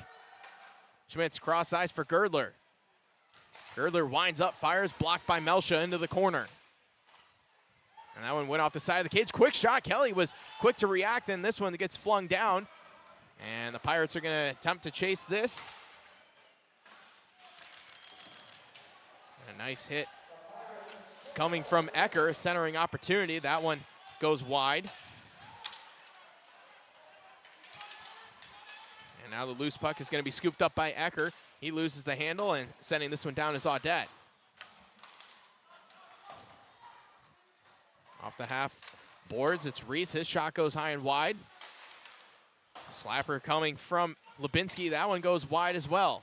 Centering pass, no one was home. And Audette is there for the Eagles to send this one off the boards and out.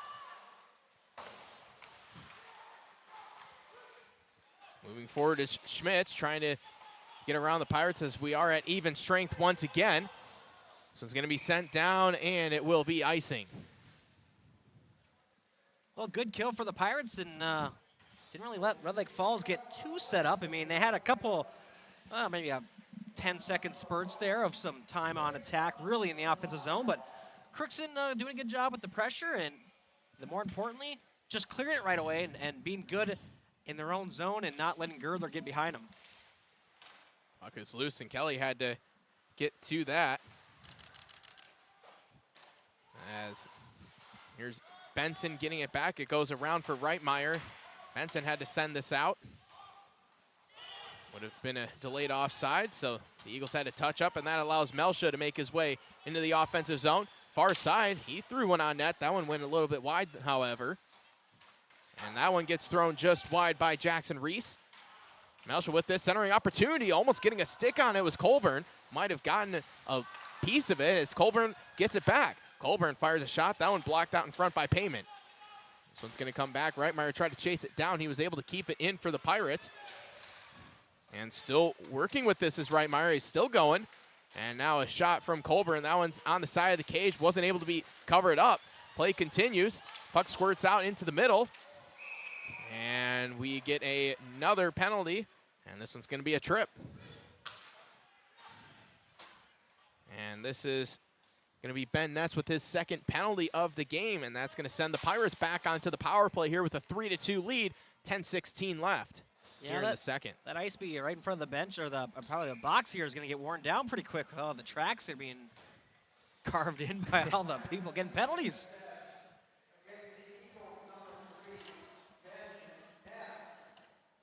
So it will be in the face-off circle, Caden Edwards. Trudeau tried to get to it. It was caught up in the skate of Edwards, and this one trying to get scooped out, and does by Breland as he's able to clear the zone. Working for it on the boards is Edwards. Puck squibs out, and now it's Lubinsky. Lubinsky at center. And an excellent play. Penalties called. This one's going to be a 5-on-3, and that will also be a trip. It's going to go against Blake Breland.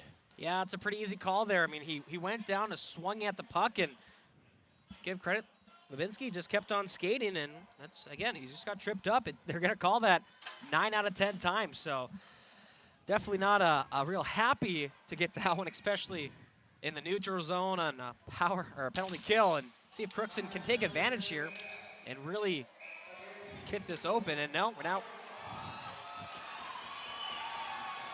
And the Red Lake Falls section is enjoying the fact that there's a penalty called, and now they just got another one as Caden Edwards. Caden Edwards is being told to stay in the box. And he just got a 10-minute misconduct as well. So that's a big blow for the Pirates there, and one of their top line first power play guy. Hardy wants an explanation, but he got called for a slash. I'm guessing did he chop at the goalie? I didn't see there that. was contact with the netminder of Fredrickson, and then there was a little bit of conversation between Edwards and the referee. Yeah, I mean, and that's the thing. You got to be smarter than that on the fact that they've been calling this all game long. You got to know they're calling a very tight game. You got to keep your composure. So Edwards with his second and third penalty. He also has a goal in this game. And now coming over to serve the 2 is going to be Ashton Schockman.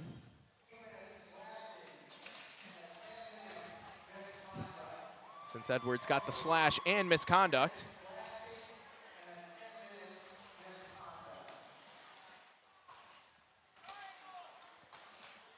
Boy, we're going to have another busy intermission break to talk about it, and they score! Hamry puts it in the back of the net.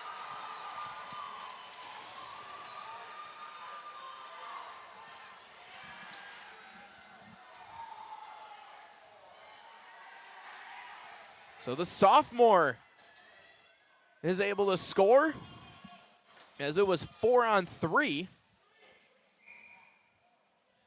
Now we'll get 4-on-4 hockey as one penalty will be expired, and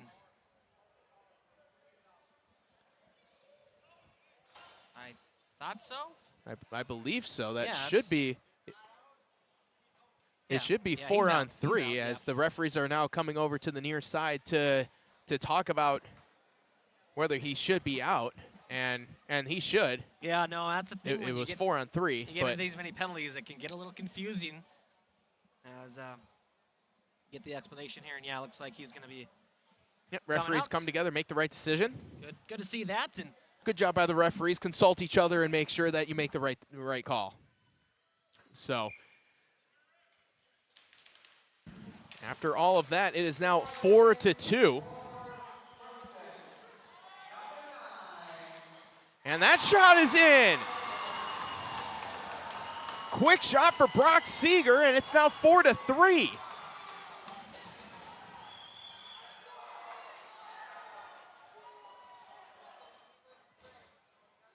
yeah, just caught off guard there was Kelly.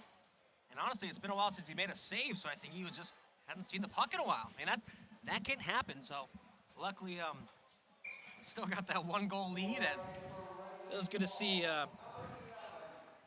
is Garrett Fisher going over there to talk to his goalie and say, "Hey, that's fine. We're good. Don't worry about it. Shake it off." 9 seconds after the Hamry goal, Seeger responds with a goal of his own. And if you're keeping score at home, we've had 3 5v5 goals, 2 4v4 goals, a normal power play goal of 5 on 4, and a 4 on 3 power play goal, and a partridge in a pear tree. Just about everything there, yeah. And I mean, except we're still skating 4 on 4. I mean, it's just the score sheet's just got to be getting just crowded down there. Woo! A lot going on there between the penalty minutes and the scoring now.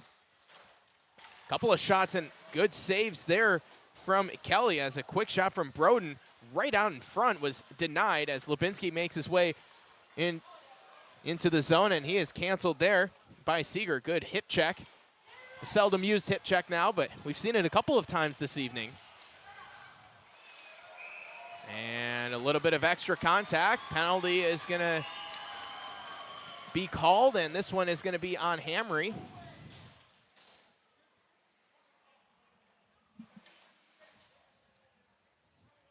And he's giving the explanation that the contact with the head, that his stick is coming up and making contact with the head area, and that's just for player safety. Yeah, no, for sure. I mean, again, it's an easy call to make, and obviously Crookston fans might not love it, but they're gonna call that 10 out of 10 times. Simple as that. And just making sure we got enough players, I think, the right amount. Still 4 on 4. Well, now it's 4 on 3. Now it's still. Even though should be 4 on 3 right now. But anyway, making their way to the net are the Eagles. That one's going to be knocked aside. Melsha trying to get to this, and now Red Lake Falls is starting to realize it. And now the referees are gonna talk things over. So I'm assuming they're going to go put the time back on the clock. And you would think they would put the time back to 2 minutes and then have it be 4 on 3. maybe they. Boy, things are falling apart here. Things are very arcane here at the Crookston Sports Center, but let me tell you, it is very entertaining. If you've been watching this game, this has been entertaining. As now getting an explanation is Coach Page for Red Lake Falls, talking to the referee and trying to maybe plead his case about, hey, let's get those 15 seconds back on the clock. We want a full 2-minute power play. Oh, yeah. I mean, that's the thing. I mean, penalty box get this full, and there's 3 players in the Crookston box as we speak, and 1 in Red Lake Falls still. So what'll happen in 36 seconds, it will be 4 on 4. Then 3 seconds after that, it will be back to a normal power play. Drive, that one goes high over the net. Comes on back for Brock Seeger. Centering opportunity, looking for Girdler. That goes through. Now trying to chase this one down is Fisher. He's going to be met there by Brock Seeger, and Seeger is able to gather possession. Now moving forward is Broden, dropping it back for Girdler. Penalty coming. No call. They're going to say offside. It was a delayed offside. Girdler, wrister, that one's saved. Slapping this one into the corner. And a really close play there as Melsha slapped it away. Kelly was trying to dive for it. So 2 of the 3 penalties have been offset, and now it is normal 5-on-4 action, but an icing is called. 54 seconds of power play time now for the Pirates. I mean, or for the Eagles. For the Eagles, yes. But the Eagles have iced it. It's in the Pirates' zone, so this is the rare opportunity where the shorthanded team gets a face-off in the offensive zone. What else will we see as the face-off is won by Red Lake Falls? Brock Seeger up ahead. This one's going to be turned over. Carter Trudeau plays it further. It goes right back to Brock Seeger, and he'll circle around his own net. Dumping this off for Girdler.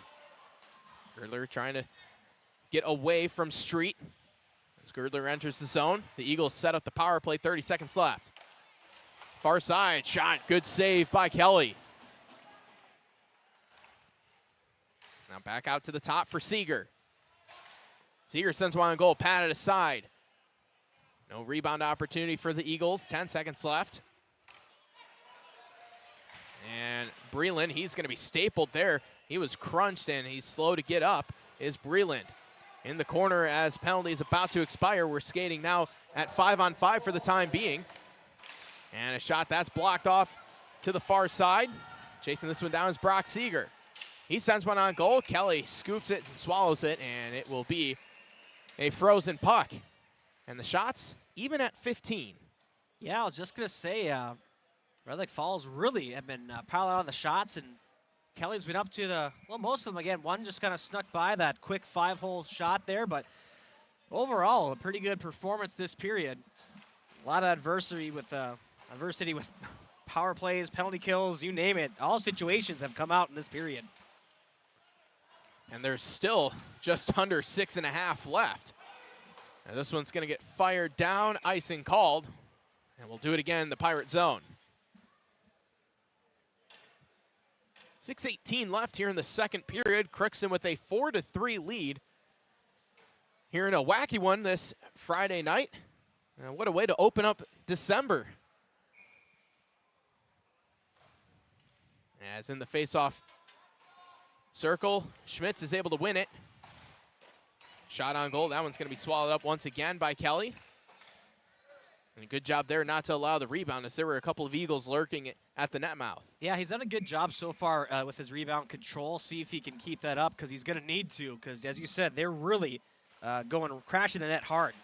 Quick shot and another save by Kelly, and again, not allowing a juicy rebound. You got to give credit to Red Lake Falls. They're winning these face-offs as well, as we'll get a line change for the Pirates. Hopefully they can get a face-off win for their sake, get out of their own zone. They've been stuck here for a little bit. Third line for the Pirates out there. Another face-off win for Schmitz, but this one's going to get sent out for Brock Knott.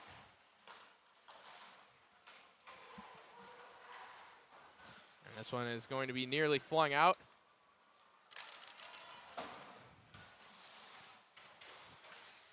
And on the near side, a couple of players from each side battling for it. Goes further into the Red Lake Falls zone, and Melsha, he'll scoop this up, send it around for Reitmeyer, and that one's chipped further along by Colburn, trying to chase this one down as Jackson Reese is able to do so and holds the line and sends it in further. And this one's going to be slapped in by Red Lake Falls. Good job by them to get on the right side of the red line. We've seen a couple of times get a little bit behind the red line, you send it in, and you turn a good play into a bad play. Now behind the net, it's Ness. Out to the top for Knott. He sends it down further. Schmitz with this centering opportunity, no one's home. Back out for Payment, his shot blocked, didn't get through. And a backhander along, that one's out in front of Kelly. He tries to dive and scoop it up, he's unable to do so. Comes back out for Knott, his shot is saved by Kelly. Somehow making the save, and then out of the air batting one towards the net, another save.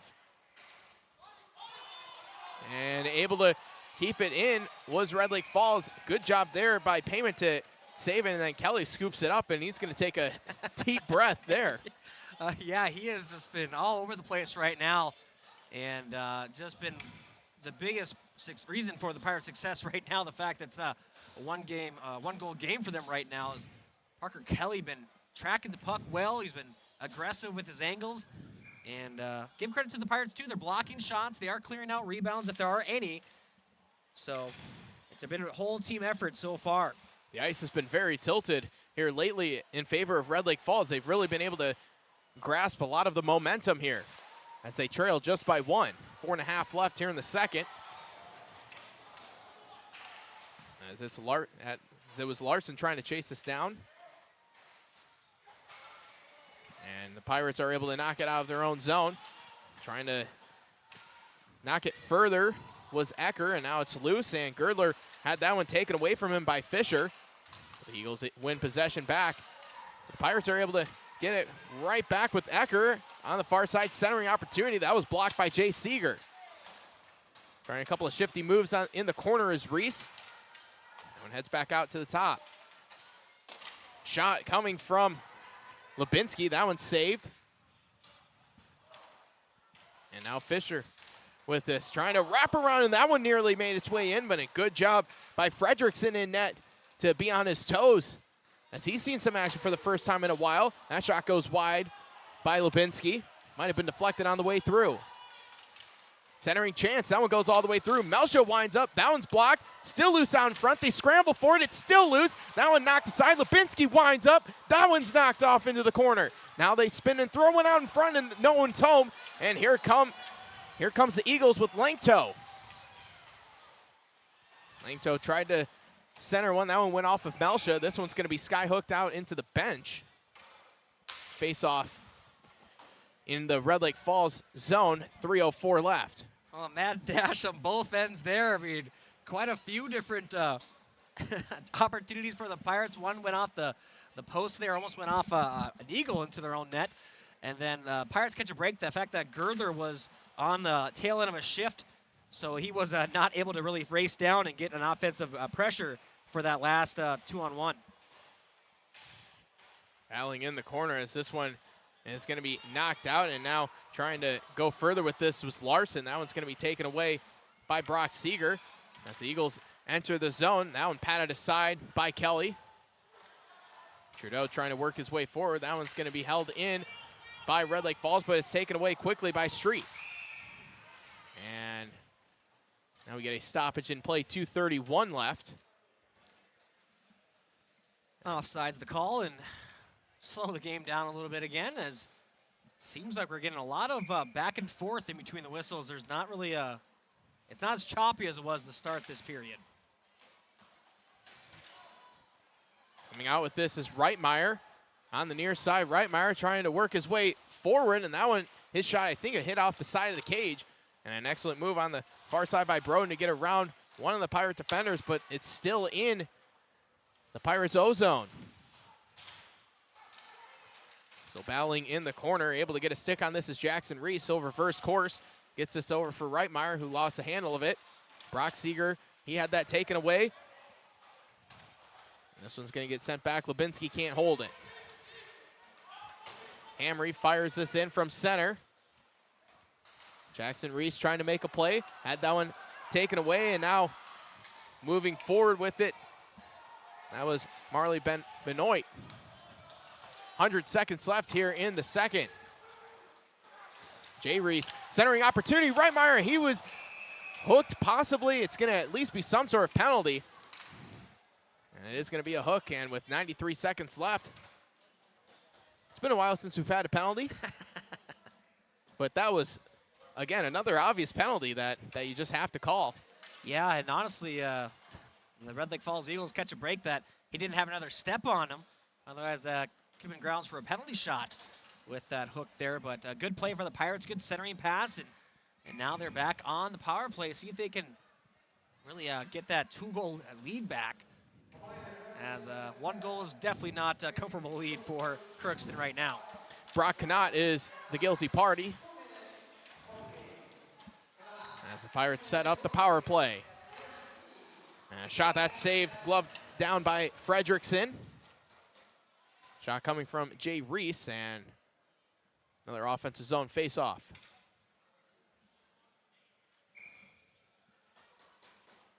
Ecker in the face-off circle. He'll go up against Breland. Pirates win the draw. Now into the near corner, it's Reese. Trying to get it back to the top, holding it in. Good job there from Benson to keep it in. Tough angled shot. That one was shrugged aside. And trying to get out with this is Girdler. And he's able to at least get it out of their own zone as the Pirates have to retreat. It's been a long period, and it's finally 1 minute left here in the second. Walking towards the middle is Ecker. Fires one. That one deflected. Goes into the corner.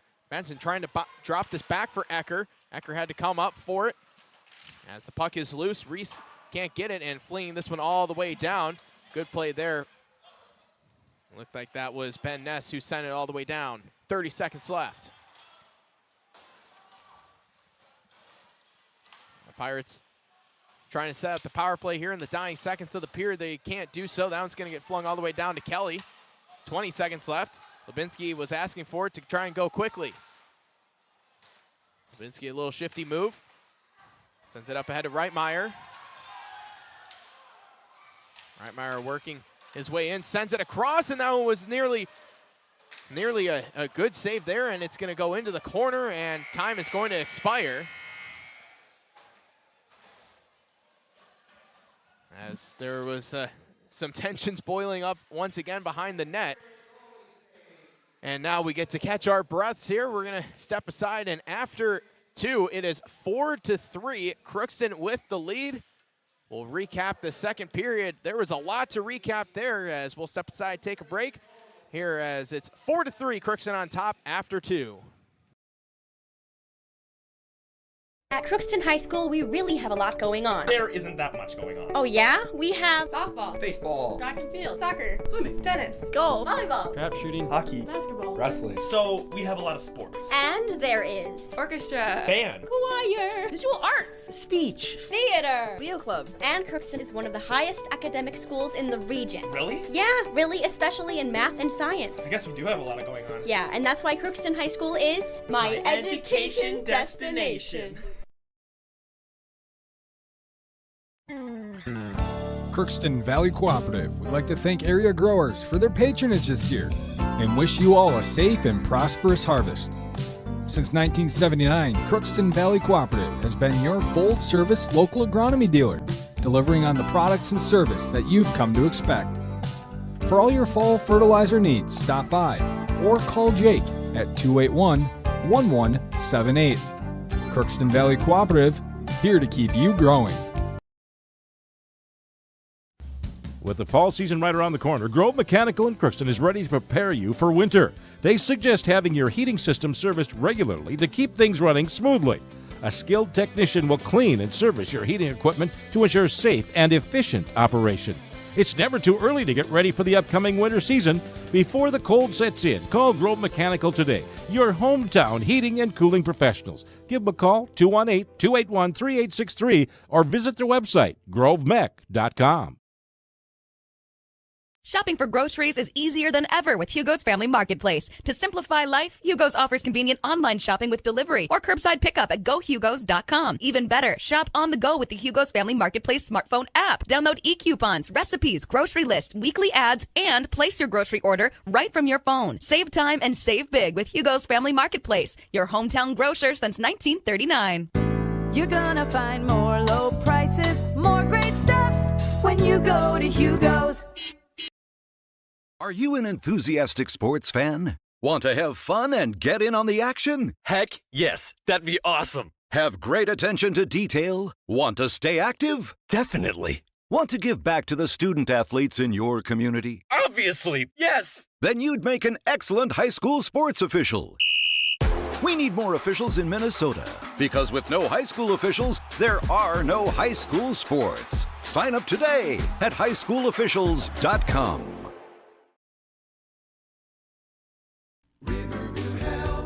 From shoulder to hand, hips to toes, and everything in between, the Riverview Health Orthopedic team has you covered. With advanced training and joint replacements, upper and lower extremity, spine, foot, and ankle care, you know you'll be in good hands with Drs. Spinell, Schall, Sekundiak, Stanky, Kim, and Abasi. For appointments, call Riverview Clinic at 218-281-9595.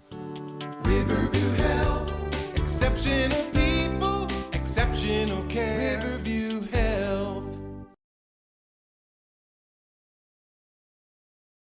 It's always growing season here at United Valley Bank. We're focused on growth for our customers and communities, success for farms and businesses, and improvement for ourselves. Partner with us, and you'll see firsthand just how much the right hometown banking team can change your perspective. Together, there's no limit to the heights we can reach. United Valley Bank, our roots make us stronger. Member FDIC, an equal housing lender. Hello, this is Lindsay Erdman, Executive Director at Benedictine Living Community Crookston. Over the years, we have seized the opportunity to make changes and improve the services that we offer. Healthcare has taken on a very distinct evolution, focusing on post-acute, short stay, and return to home. It is our privilege to continue to serve our community with continuum of care ranging from assisted living, memory care, post-acute, short stay, and extended care. We are so grateful for the support of Crookston and the surrounding communities. In this season of giving and reflection, please know how very proud Benedictine Living Community of Crookston is to serve our community. Welcome back as, well, what a period it was in the second. Actually, both the periods have been pretty crazy, but right now Crookston has a 4-3 lead at the second intermission as they have the lead over the Red Lake Falls Eagles. And the goal scorers in the second, it was Brandon Colburn and Tate Hamry. They gave the Pirates a 4-2 lead, but Brock Seeger responded with his second point of the night, his first goal of the night. And Brock Seeger scored just 9 seconds after Tate Hamry. And that's how we have a 4-3 game here, as it has been pretty bonkers. A lot of penalties in that second period. Saw a lot of, saw a little bit of a 4-on-3, 4-on-4, 5-on-5, of course, but 5-on-4, a lot of penalties going on, Bo. And, when the referees are calling a lot of penalties, you have to adjust your game around the referees. Oh, exactly. I mean, you have to be smart out there, and you have to know that you're not going to get away with maybe those little, I don't want to say ticky-tack plays that go under the radar, but it's just you got to play smart. You got to play without an edge to a sense. You can play with a little bit of an edge, but you have to find that line, and you got to toe it, and you got to be on the right side of it. You can't be as close to it as maybe you could in another game, but either way, I mean, especially when you had the lead, I mean, that's another thing too. I mean, you can't be taking these penalties. And the thing is, too, they're not just, a lot of them aren't just stick penalties, tripping, whatever. Get a lot of roughing ones and a lot of stuff like that where it's just, it's unnecessary. So, I mean, you just got to play a little smarter, play a little cleaner. And obviously the next 17 minutes, there's a very good likelihood it's going to get chippy again. So you just got to keep your composure and make sure you're not on the wrong side of things. And also, don't retaliate because they're always going to call that. Yeah, we've seen a couple of retaliation penalties. We've seen, some people, we saw a couple of players, trying to talk to the referees, and the referees aren't having it. When they're calling a penalty, they are holding firm. 11 penalties were called in that second period alone.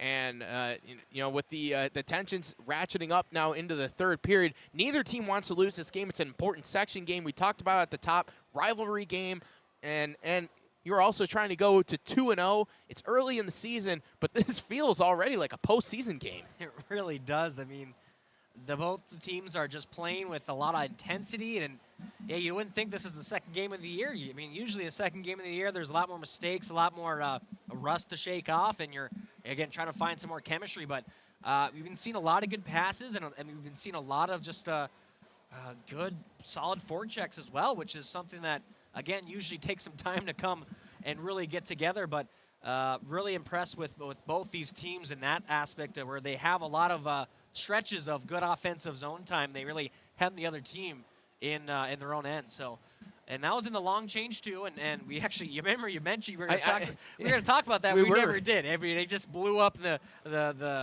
period. Just got a little crazy, but. That's what can happen is when you can really get some long stretches when you're in the long change period, and And so now we're back to the normal change, and we'll see how this third period goes and how it's going to affect it, and see if we'll have more long stretches of offensive zone time. Let's take a look at our Draft Sports Bar and Grill scoreboard update. Of course, it's 4-3 here in favor of Crookston. Taking a look at some other scores here that we might not have updated you on earlier. Fergus Falls, they lead Thief River Falls 2-0 after 1 in girls hockey. Kittson County Central, they got the win 87-55 in girls hoops. Minnesota Golden Gophers, the hockey squad there, they pick up a 4-1 win over Penn State. In boys hockey, East Grand Forks, they are tied 2-2 against Matamidi after 1. Matamidi, yeah, there we go. Sorry. Yeah, it's fine. I appreciate the primary assist there. Thief River Falls, they lead Sauk Rapids 3-0 after 1. War Road, they trail Orono 2-1 after 2. Adabort West in boys hoops, they are leading Hawley 30-27 at the half. St. Cloud State, they lead the UMC women 37-25 at the half in some college hoops. And in girls basketball, once again, Faughton, they lead Blacktuck 25-16 at the half. So another busy night here. We do know that the girls, they were playing earlier on, and that game is final. Crookston loses to Thief River Falls 56-40 in girls basketball. And the boys, they are playing right now on the radio side. Chris Fee has boots on the ground and the call for that one. And another busy weekend here on KROX. And if you think this week is busy, next week will be even busier. Will be a fun one next week as we'll have all kinds of action. We'll talk about that in our post-game show. Trying to see if we have any other scores to update you about. Goodrich Grigla, they are up on Roseau and girls basketball 36-30. That one's in the waning moments of the first half. Any other scores from around the area? Breckenridge, they are up on Frazee 47-35. Pelican Rapids is up on Hawley 34-19. That is all girls basketball scores as well. And let's see, told you about Kittson County Central defeating Winnimac 87-55. And let's see, just brought up the Goodrich Grigla score. That seems to be about it on the girls' hoops side of things. Well, Detroit Lakes, they're up 18-14 after 1 over Little Falls. As we switch things over to boys' hoops, we told you about Detroit Lakes defeating Pequot Lakes earlier on. That was 58-56 was the final score there. Other action going on in the boys' basketball world. Trying to see if there's anything else. Monaga up 38-31 over Pine River Bacchus. Warren Alvarado Oslo, they're up 28-22 over Crookston. That one's in the first half right now. Again, that Crookston boys game is on the radio side. Of course, we are on the YouTube side. We thank you all for joining us this evening. That's about it for boys basketball. Let's see if there are any other hockey scores that we can bring to you that we haven't already mentioned. That really is about it on the hockey side of things. So once again, 4-3 is our score here. There will be 27 seconds of power play time for Crookston coming out of the intermission as they are clearing the ice right now. Shots on goal that period. The Pirates are only able to get 9 shots on goal. Meanwhile, Red Lake Falls more than doubled their output. 14 shots on goal in the second period as opposed to just 6 in the first. So the Red Lake Falls offense, despite the fact they only scored once in that second period, a lot of goals, or a lot of shots on goal, that is. And so that'll give Parker Kelly 17 saves on the evening, and Ashton Fredrickson with 17 saves as well. But the most important stat, 4-3 is our score as Crookston has the lead right now over Red Lake Falls. So we are going to step aside and take another break, and we will continue our intermission show right here on KROX.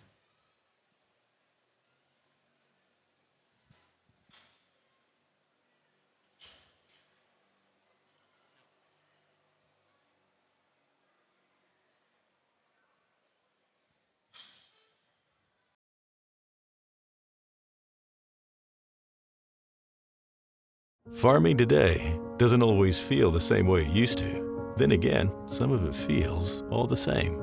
Maybe it isn't so much the jobs that changed, but how they get done. Now that's a different story.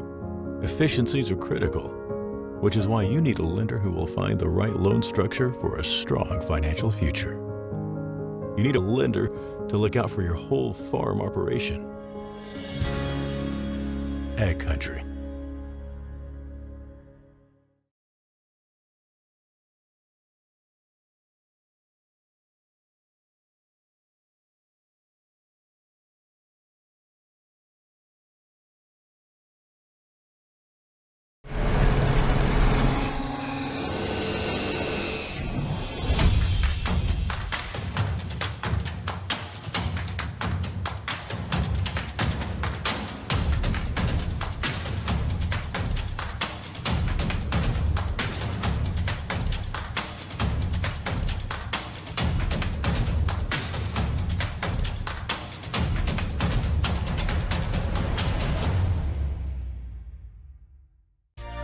For all of your automotive service needs, call Christian Brothers Ford here in Crookston.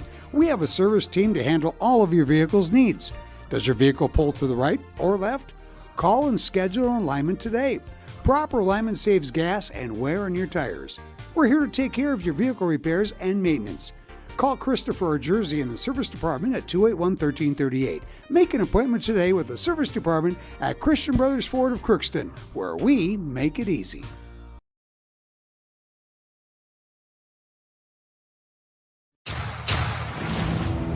This is my farm. Don't come out here and tell me what I need. I need solutions that work and market options that are worth my time. Small town support that sees the bigger picture. A global network that empowers us. A co-op that's there for us every day.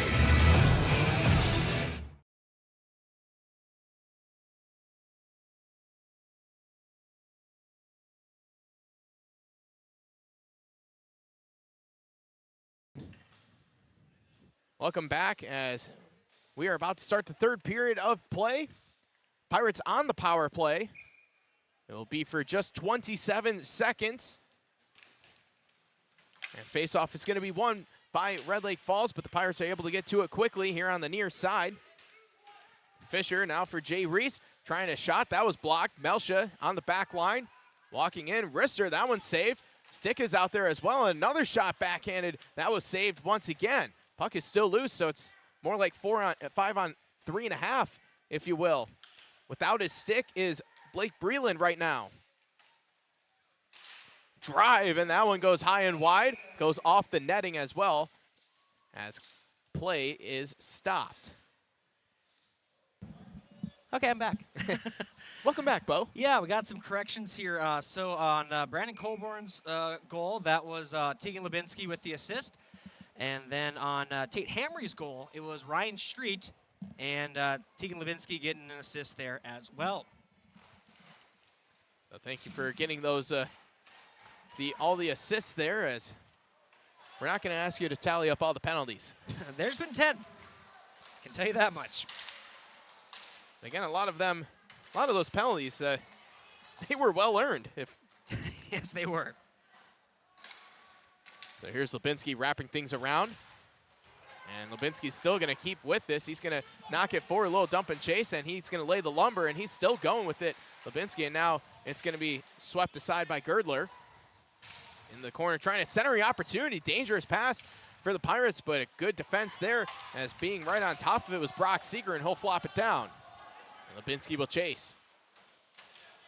Let's see if Crooks can get a nice clean exit. Looks like as of right now they can't, but good pass out there and get the neutral zone. Get the nice dump in there. I like to see that right now. You're up by 1. You just want to get that puck in deep and really just try to wear down this Eagles team. Well, it's those cliches, but it always comes out to be very true as a shot is saved by Kelly. And the Eagles still working with it, but now it'll be Melsha who'll send it out for his line mate Benson.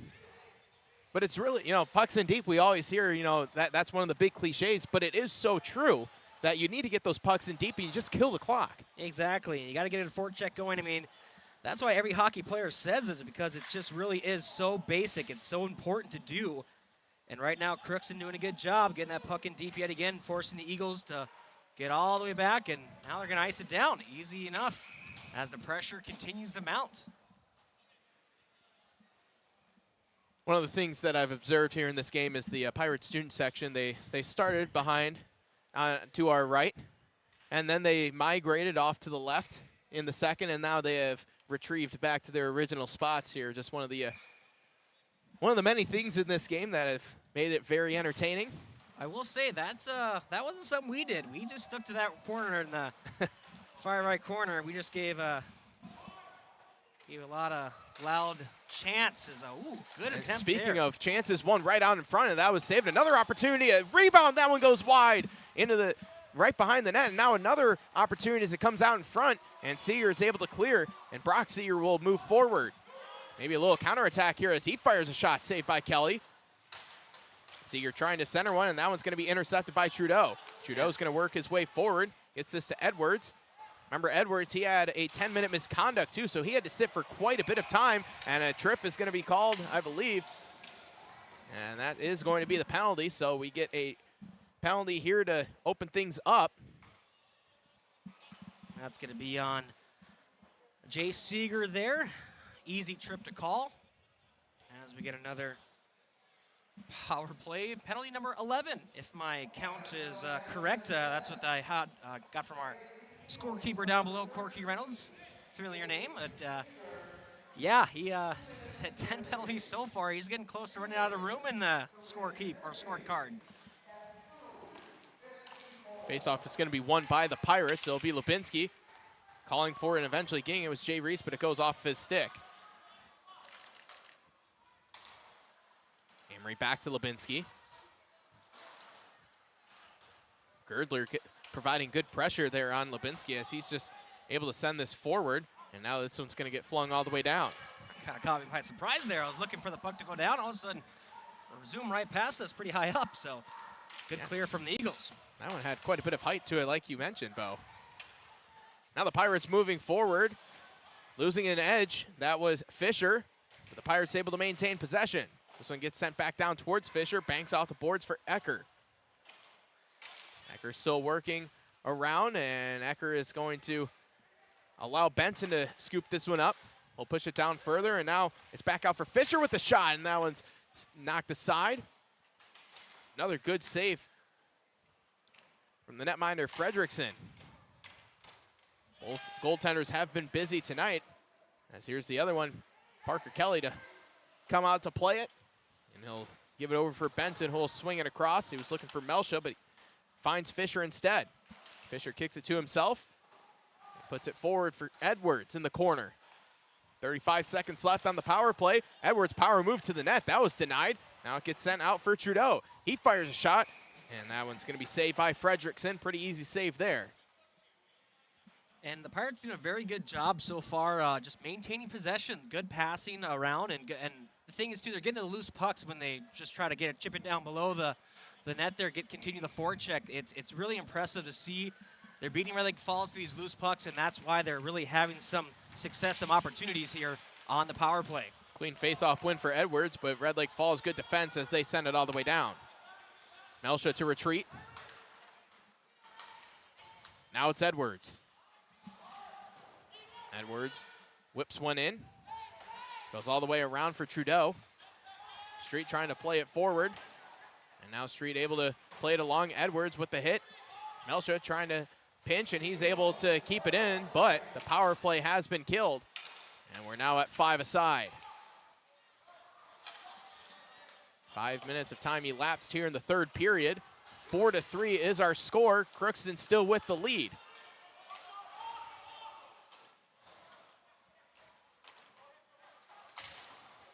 Puck is loose, and now Girdler with an opportunity, tried to put it past Kelly, and he knocked it aside. And it looked like a little indecision from Kelly. Wow, I think honestly more so just a quick, when going from backhand to forehand there, almost got around Kelly to just kind of tap it in. luckily Kelly's got some he's got some height, so he's got some pretty strong long pads there, and so Girdler wasn't able to get all the way around there. Big save, because that would have been a backbreaker after the Pirates had a lot of good offensive zone time in on that power play. They really want to continue and feed off that, get back in the offensive zone. Looked like Kelly wasn't sure if he wanted to come out and try and, challenge that, yeah. or if he just wanted to stay in his net. Kind of got caught in no man's land, but it ended up working out in his favor. And he had to make a really good save there on Girdler, and we know he can put the puck in the back of the net. He's done it twice thus far. Hamry up ahead. He's put it in the back of the net as well. Collision out at center with Reitmeyer and Seeger. Lubinsky from behind. Tried to get this to Reitmeyer. Lubinsky had to play it again. Now Reitmeyer on the move. It'll be Reitmeyer with this, working in the zone, loses the handle. And Brock Seeger is there to collect. Poked away by Benson. Goes to Langto, and now it's Brock Seeger walking in, and a shot. Let's say the puck is loose. They score! Brock Seeger with his second goal ties it at 4. Well, just a great second effort there, and just followed his shots, and sure enough, it's a tied game.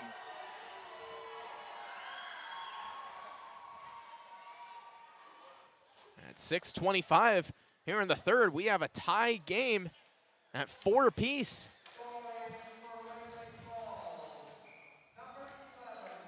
Boy, what a game for Brock Seeger. 2 points, 2 goals and an assist. 3 points on the evening. Pirates with it now. The fourth line's out there. Shot from Melcha. That one goes over the head of Fredrickson. In the corner, they battle for it. Cannot. Try to get this one out. Schockman flung one towards the net. That one didn't get all the way through. As the puck is loose, that one goes off the skate of Schockman, twists it out towards Melcha. He's able to keep it in, and he'll send it all the way around. Miller in the corner. 10 minutes left here in the third. Schockman slaps us along, looking for Melcha. So what if you do, if you're Crookston, you just had the lead and a big punch thrown by Red Lake Falls, how do you respond? Well, you just got to play sound in your own zone, really, and just do what you've been doing. You've been having a lot of success in your transition. That's going to be nice in there as looking for deflection, but just kind of went underneath the skates there. Again, you've had plenty of opportunities. You've had good plays so far in this period. Don't change anything. You just got to just keep at it. I mean, that's something that can be really tough for these young players too, but this early on in the season, if they haven't faced too much adversity, they had the lead all last game. But they score! So what did I say? Keep at it. Tegan Lubinsky gives Crookston the lead.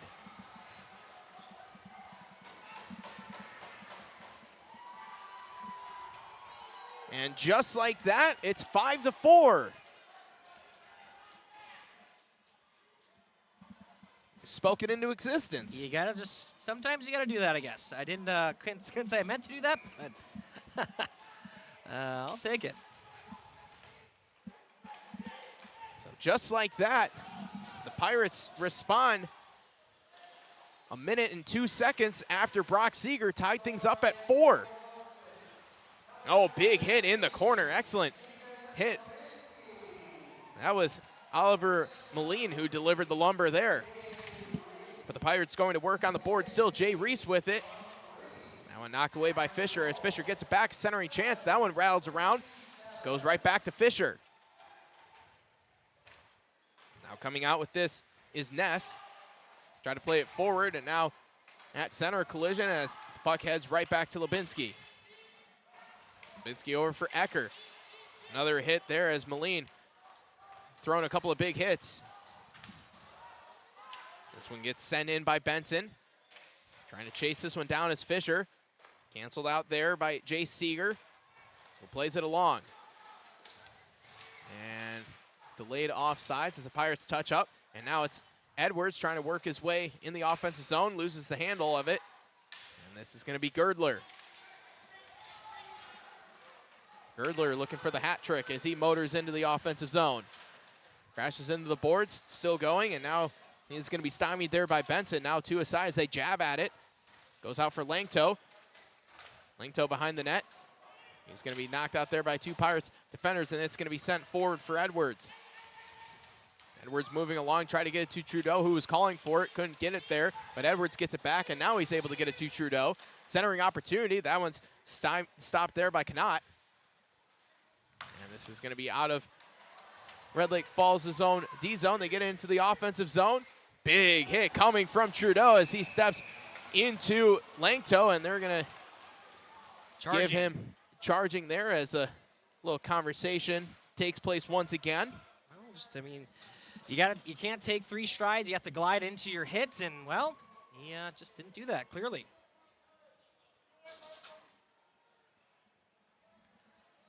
So the penalty sets Red Lake Falls onto the power play. Obviously not what Crookston wanted at this time, and with it just got the lead back, you'd rather keep it a little longer. Breland wins the faceoff. Shot, that one skips off of a Pirate stick, goes into the netting. We'll do another faceoff to Kelly's right.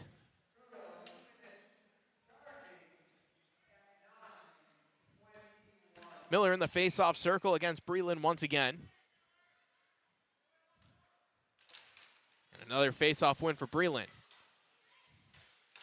Girdler across for Breland, walks in, that saved a rebound opportunity, that saved another one, they score!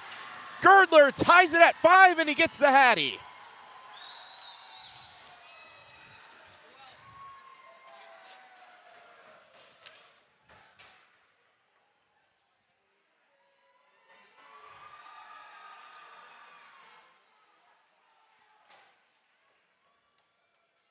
Five goals between two players, Gavin Girdler and Brock Seeger. As Girdler completes the hat trick. And we are tied at 5. And he does it on the power play. His second power play goal. And he had one at even strength. Back at 4:08 in the first. Two aside, battling for it, jabbing for it on the boards, and now coming out with it for the moment was Keegan Schmitz. Had that one knocked away from him. To the back, trying to wind up and fire one. That one goes wide from Seeger. That one swiped away by Miller. And it gets sent out in front. Dangerous one, as having to cover up was Kelly, and that was a loose puck. And sometimes you just send them on goal and you never know what can happen. Go for right now, and that's what you got to do sometimes, especially in a game that's getting a little, you never know what's going to happen. And, yeah, luckily for Crookston's sake, easy save to make. 28 shots on each side. Stoppage in play. Looks like that puck went out of into the box in front of us. 6:46 left. A lot of goals here in this one, and a lot of time for quite a lot more goals. Whose defense can come up big here? That's gonna be what it is, because a lot of these have been good quality chances. They battle for it in the corner, and now trying to center one out in front. That one took a dangerous bounce, but the Pirates are able to come out with it, and it's Edwards. Edwards working forward. Edwards still working with this, gets knocked down from behind. As swooping back is Dawson Erickson. Near turnover, but it's going to be Jay Seeger who comes out with it. Gets this to Erickson. Erickson sends this one, but only as far as Melsha. On the near side, it's Benson. Benson trying to get around the defender. Benson gets it back and enters the zone. Benson on the near side, avoids the check, centering feed and a shot in front. That one goes wide off of the stick of Fisher. And that one gets sent on goal, a save by Fredrickson. Fisher gets it back, his shot gets deflected wide. Now it's the Pirates' turn to apply some pressure. As this one's gonna be turned over, Ecker comes up with it. But now it'll be Jay Seeger gets it out of harm's way for the time being as Lubinski bashes it back in. And right back in they go, and that's exactly what the Pirates want to do. They want to put the pressure on, especially the fact that looks like Girdler's back on the ice. You want to stay in this part of the ice, but here comes the Eagles. That pass goes a little too far for Langto, and it will be an icing. Pirates catch a break there. 5 1/4 minute remaining here in the third period.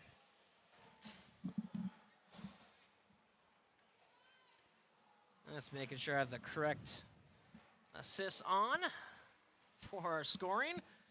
Gonna be a 2-1 game. Nope, it's gotta be a 5-5 game. Yeah. It was 2-1 last year. First it was 8-7. And then it was also 8-7 as well. Shot out in front, and that's saved by Fredrickson. There's a good opportunity for Reitmeyer. Wow, what a great play there. Let Jay Reese going behind the net and going back against the grain, and Reitmeyer ready for it. He had a stick down. He's in the right position. That's what you want to see from your players, especially your third line.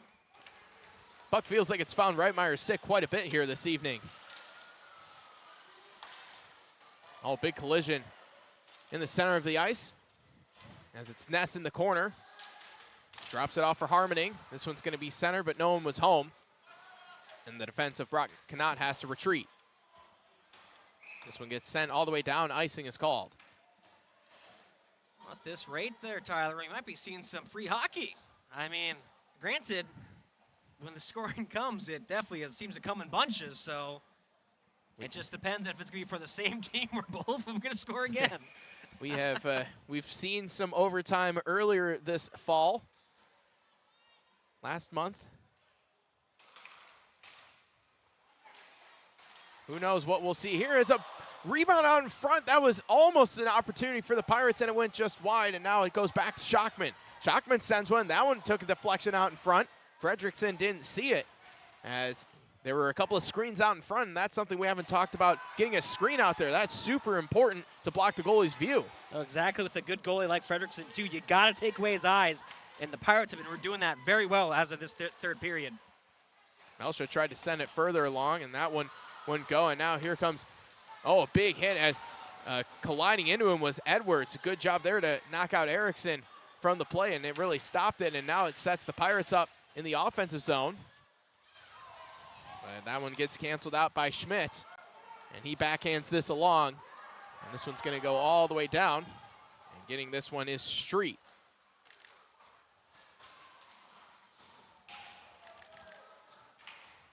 Now working into the offensive zone again is Street. Puts the brakes, centers one, it's loose out in front. Hit off a couple of Pirates, but they weren't able to find it. And now it's Girdler. Girdler working his way in. He's going to be canceled out by Lubinski. Good play there to really take the body. Now moving along is Trudeau. And him and Seeger battle for it. Brock Seeger comes out with it. Pass is intercepted there by Ecker, but he had that one taken away.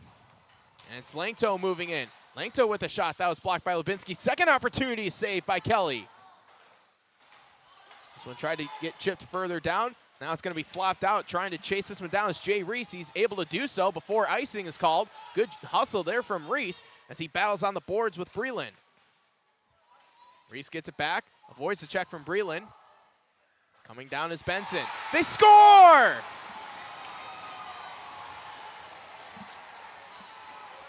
I couldn't even see that one go in.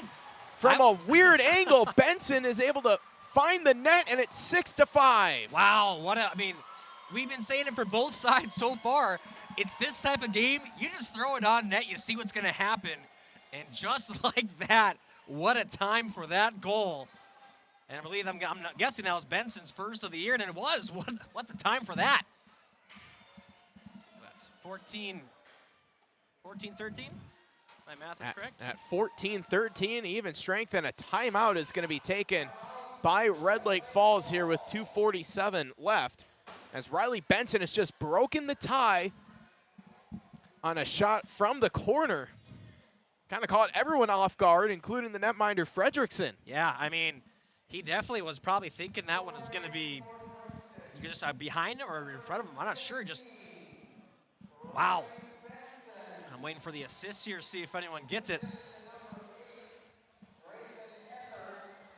So Grayson Egger gets the assist, as well as Jay Reese, and Jay Reese really started that play with this hustle. Exactly, and that's what you want to see. You want to see your players at this point in the game beat out an icy and do those hustle plays like that. And I think that's the reason why I mentioned the 4 lines rolling that is plays like that. You mean, you're not going to have that if you're rolling 2-3 lines because you're going to be gassed at this point of the game. You're not going to be able to beat an icing. So that just shows how important it is that they have this depth and they have the opportunity to make these plays. And when you can forecheck this late in the game, you have the legs underneath you, it's going to come out and it's going to work out in your advantage. Taking a look at the Draft Sports Bar and Grill scoreboard update. Red Lake County, they lead Thief River Falls 43-14 in boys basketball. Also in boys hoops, Monaga, they won 63-56 over Pine River Bacchus.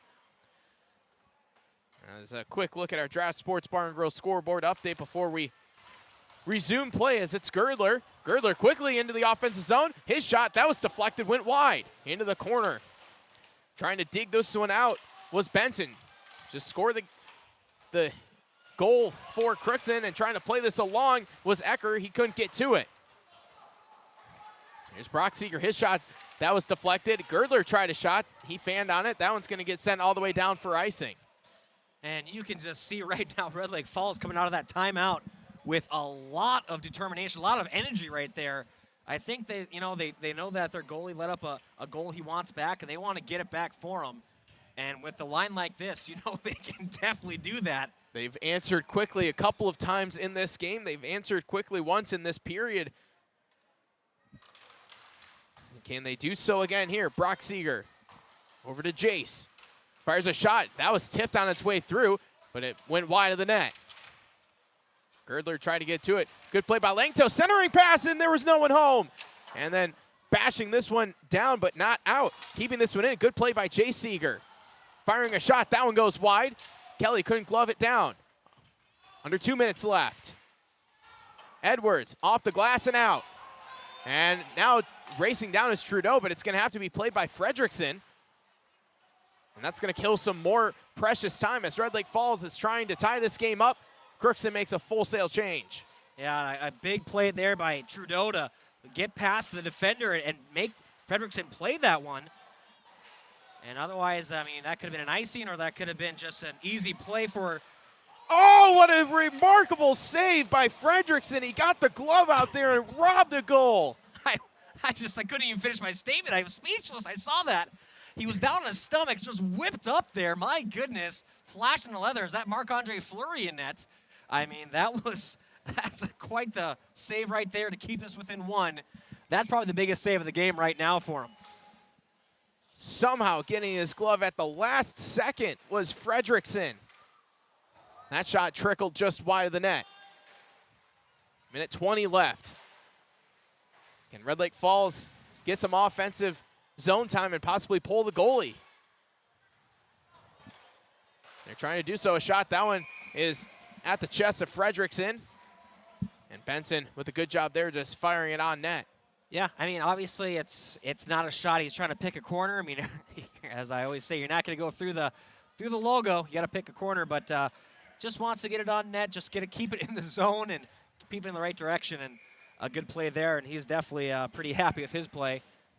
As have some confusion of who's going in and on out for the Eagles. And minute 6 left in this game, and I mean, I'm not saying it's done.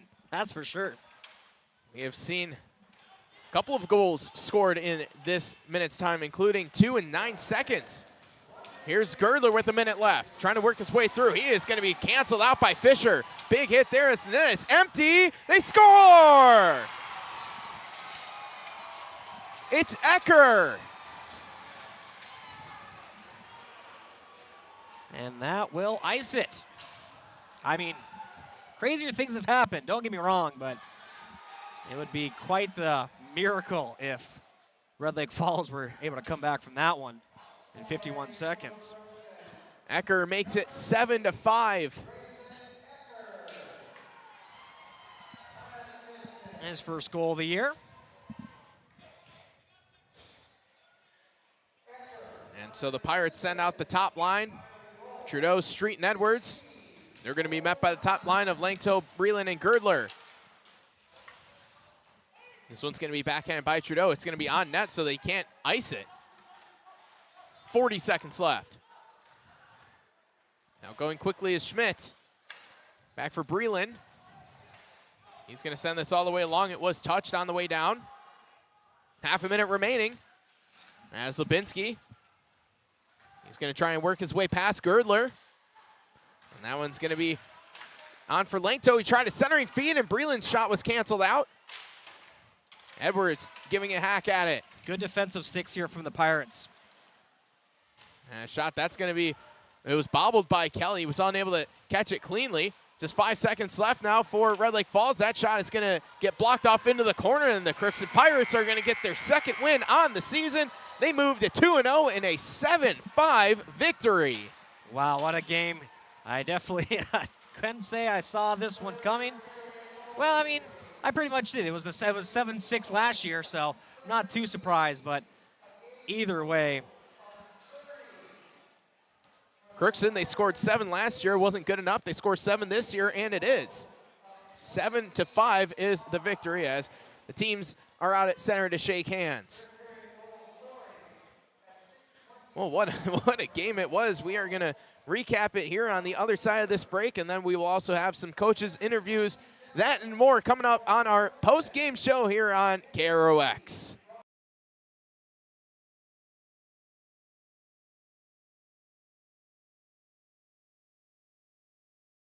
Farming today doesn't always feel the same way it used to. Then again, some of it feels all the same. Maybe it isn't so much the jobs that changed, but how they get done. Now that's a different story. Efficiencies are critical, which is why you need a lender who will find the right loan structure for a strong financial future. You need a lender to look out for your whole farm operation. Ag Country.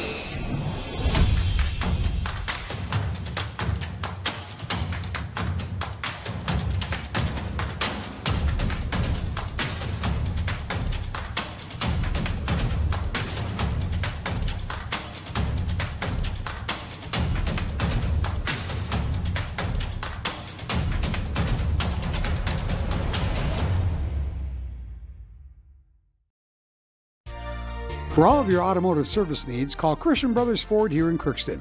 We have a service team to handle all of your vehicle's needs. Does your vehicle pull to the right or left? Call and schedule an alignment today. Proper alignment saves gas and wear on your tires. We're here to take care of your vehicle repairs and maintenance. Call Christopher or Jersey in the service department at 281-1338. Make an appointment today with the service department at Christian Brothers Ford of Crookston, where we make it easy. This is my farm. Don't come out here and tell me what I need. I need solutions that work and market options that are worth my time. Small town support that sees the bigger picture. A global network that empowers us. A co-op that's there for us every day. Ever wonder what your city government does for you? They provide police and fire protection, emergency and disaster preparation, building code and zoning enforcement, street repair, cleaning and snow plowing, curbside garbage and recycling collection, plus spring and fall cleanup weeks. They deliver safe drinking water and maintain a wastewater system. They care for 22 parks and provide year-round recreation activities. They give loans for economic development and housing. They do all this and much more with the help of your city employees. Hi, I'm Dr. Angie Smith, optometrist at the Crookston Eye Clinic and Foston Eye Clinic. We aim to provide high-quality products to our patients, things that we use ourselves in treating our own dry eye or coatings that we like to use on our own glasses. We offer myopia control contact lenses for children, which are soft contacts that not only correct their vision, but are designed to slow the progression of their nearsightedness. The eyes lead the body, and we are passionate about helping the eyes be safer, sharper, and faster.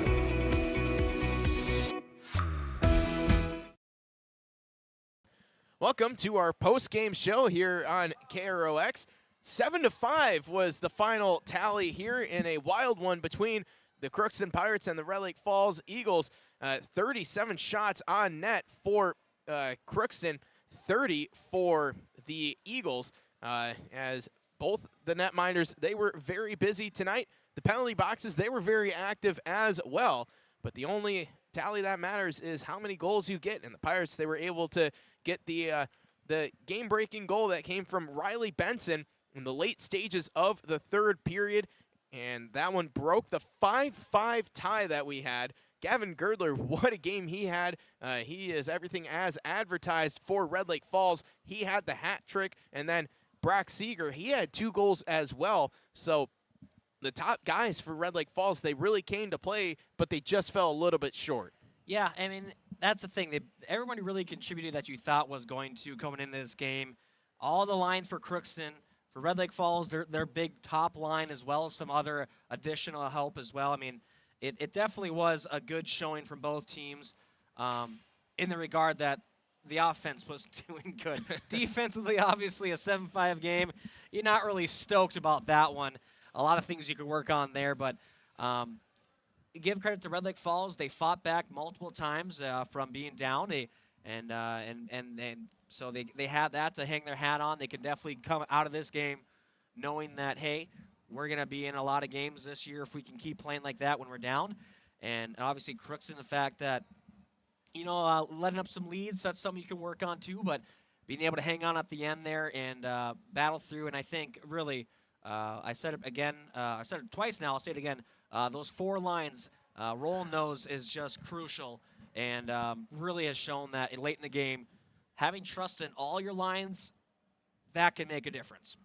Yeah, it really can, and I'm really curious to hear both the coaches' perspectives on this game because, Crookston might take away, this is a 7-5 win, but it might not feel like a win, especially to the coaching staff, because when you let up 5 goals, you're going to be looking at your defense saying, hey guys, we gotta button this up because we can't be allowing 5 goals in playoff time. Because we talked about this earlier, this felt like a playoff game and it really had that atmosphere. Well, that's the thing. These are teams that could definitely be a 4-5 matchup in the playoffs. That you definitely wouldn't be surprised seeing that. So I mean, I think that it's good to see that both these teams brought that intensity this early on in the season, and I think that obviously, as I said, both teams are going to come out of this with things they can be pretty proud of and things they're going to work on, and which is good this early in the season too.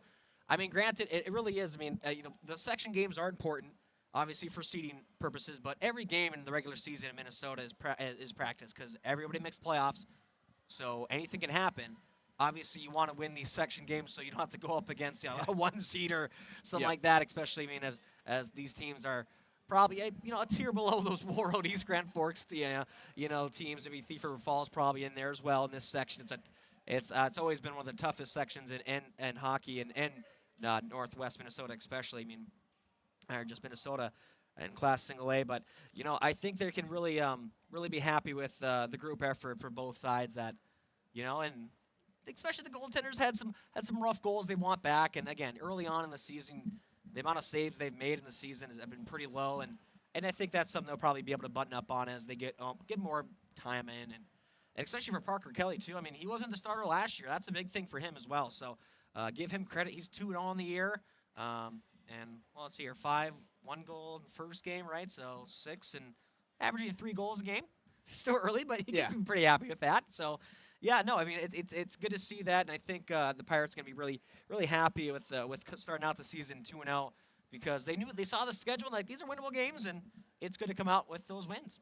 Well, especially when you're going up against a team that you mentioned this could be a 4-5 game.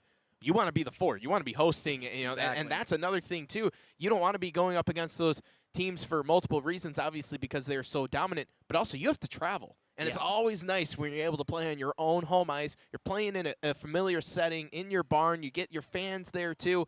It goes a long way.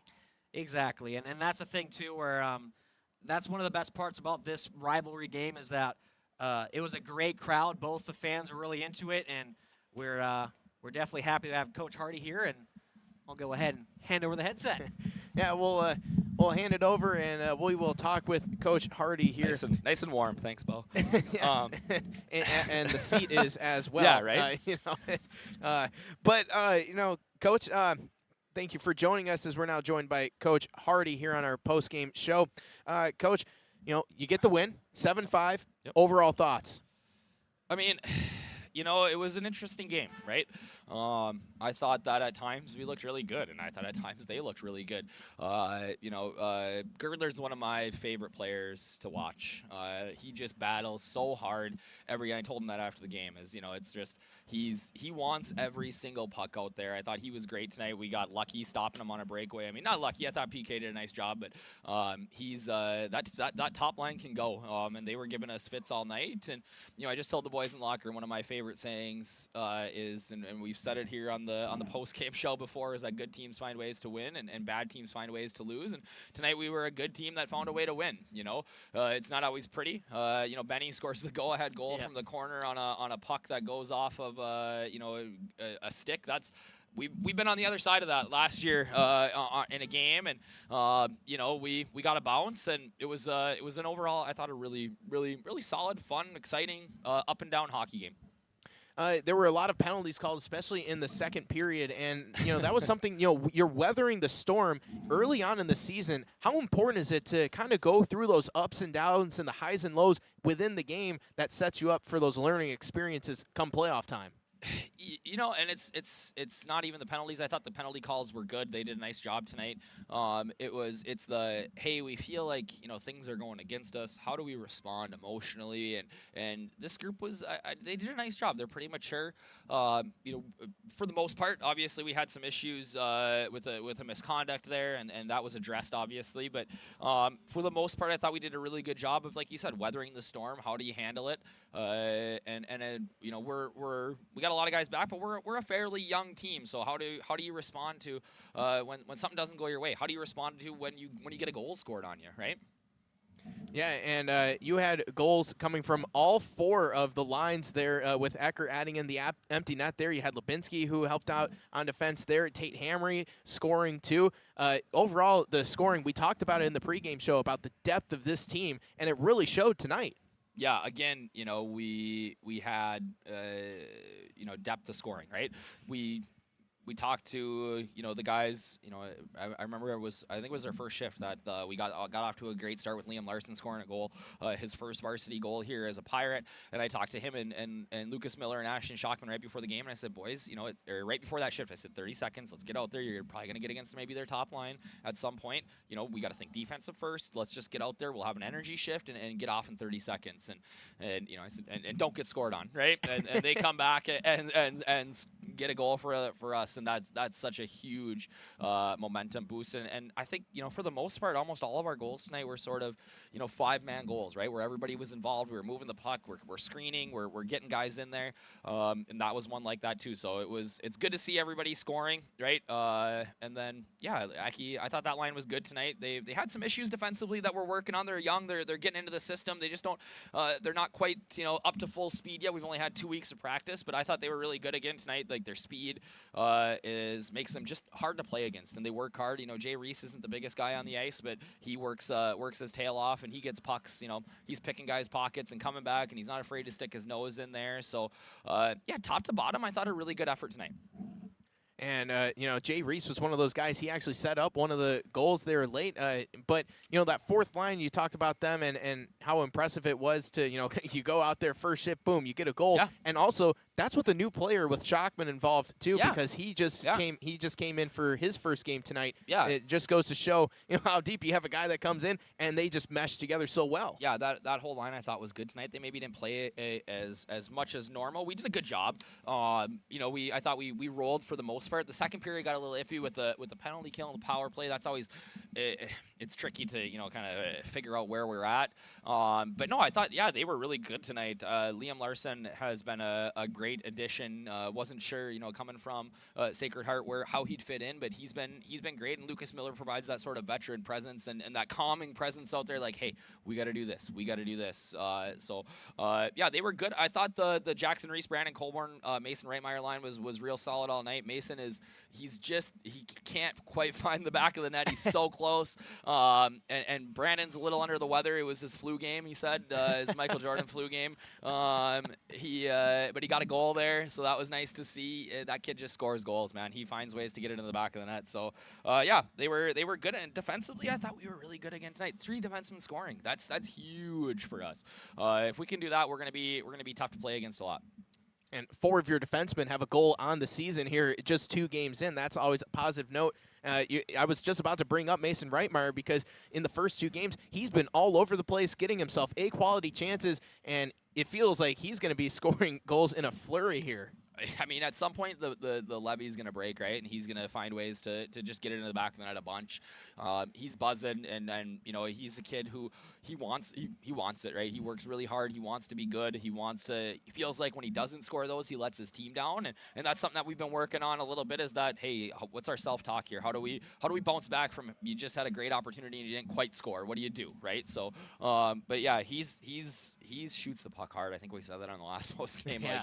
Like, I don't want to get in the way of his shot. So yeah, they were good, real top to bottom. And I said 7-5. That's obviously a good win for us. It's a good section win. But lots of credit to Red Lake Falls. I was very, very impressed with them tonight. We said pregame they always play well, but I thought 1, 2, 3, all 3 of their lines were really good. The Seeger brothers were great for them all night, and playing together. That's tough, right? They, I mean, it's tough because I can't imagine playing with my brother, but thankfully he was a goalie. But they, they break the puck out. They do a nice job, and anytime that top group was on the ice, they had a chance to score. And I thought their other 2 lines really held us in check out there at times. So we're gonna play. I mean, we play them in the second game of the year, and we're gonna play them again in Red Lake Falls here, the last game of the year. And that is going to be another barn burner. I hope maybe a few less goals. It's those are always tough on a coach, but it's going to be hopefully a good season for them and a good season for us too. Let's talk about your goalie, Parker Kelly.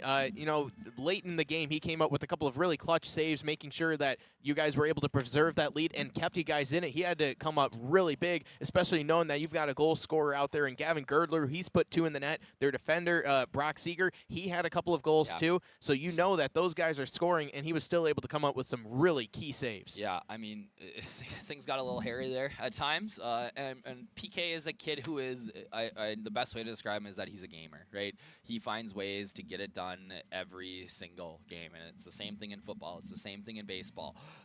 He is a kid who is a gamer, and he shows up and he plays hard every game, and it's not always the most, technically sound. He'll flop around a little bit, but he'll make the save. So yeah, I thought a really good game from him tonight. I'm sure he'd like to have that one breakaway goal back. You can see he was a little frustrated with that one, where he tried to poke check and they went 5-hole on him. But he held us in there a ton. And but maybe the save of the night was down in their end. Ashton Fredrickson got that glove save. I thought that was the game right there. I thought we had scored to go ahead, and he pulled one out. That was an unreal save. So. Both goalies were good tonight. They, obviously 7-5. You look at that and you think, maybe the goalies had a tough night. But I thought both goalies were tough tonight. They made the saves they needed to, and we were able to fortunately come out on top in this one. Well, Coach, congratulations on picking up the victory. You have a little bit of time off before you come back here again next week at the CSC, where you will be taking on International Falls. What do you know about them? Well, rivalry game. That's my hometown. So I'm looking forward to seeing the boys. I got a couple of buddies that are coaching, and they thankfully we picked that game up late. We had a cancellation or just a miscommunication, and we were looking for an extra game, and fortunately they were able to come up here and play us. So on a Thursday night too. So we were very thankful to be able to find that game, and they had a tough start against Lake of the Woods.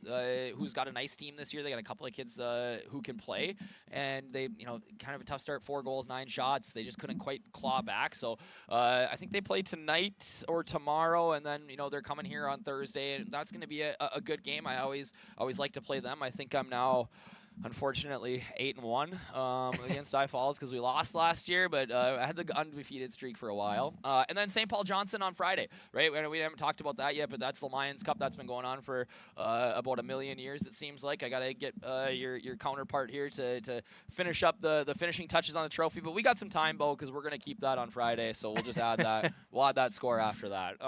But no, they're battling to keep a team together.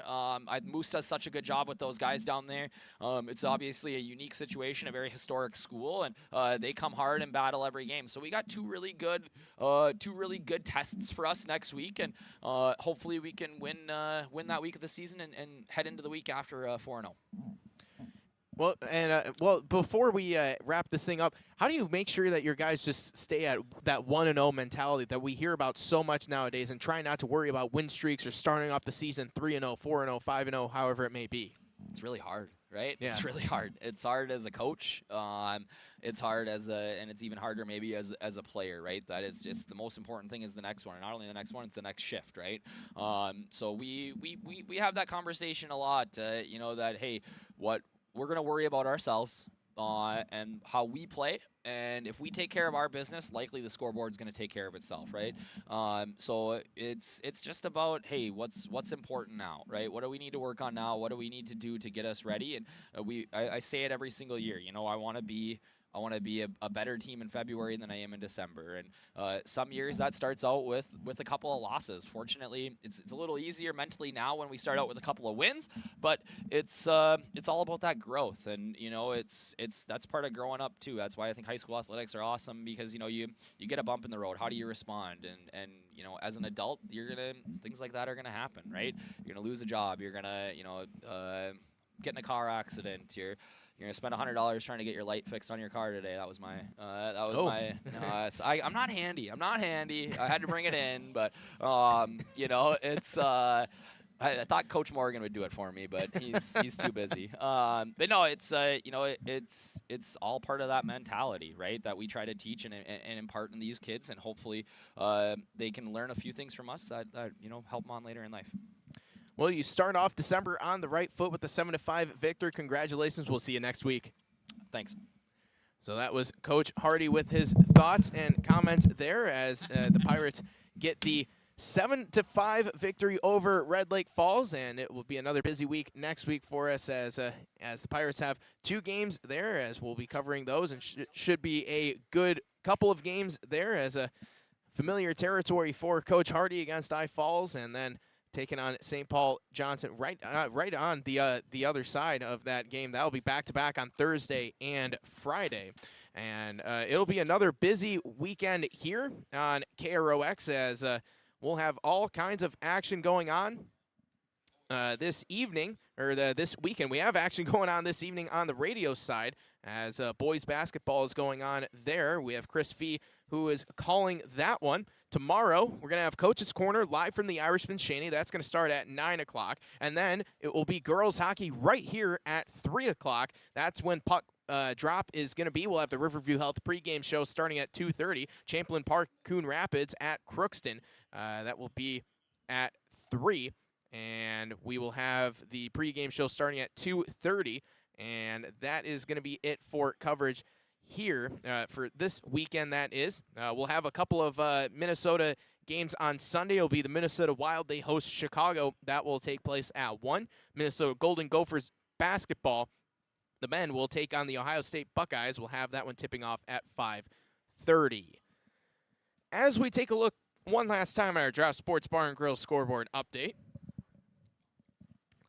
Let's see. Let's start off with hockey as East Grand Forks, they are up. They won 5-2 over Matamidi. Thief River Falls, they were up 3-1 over Sauk Rapids. And let's see, in girls hockey, not a lot of scores are trickling in there. Let's see if we can have any other updates.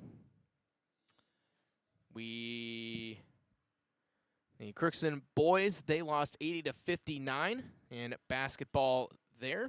And the Gopher hockey, we told you about that earlier. They won 4-1 over Penn State. And let's see, Roseau, they defeated Stephen Argyle in boys basketball 77-61. In girls basketball, Thief River Falls, they defeated Crookston 56-40. Monaga, they defeated Pine River Bacchus 63-56 in boys hoops. Red Lake County, they were leading 43-14 over Thief River at the half.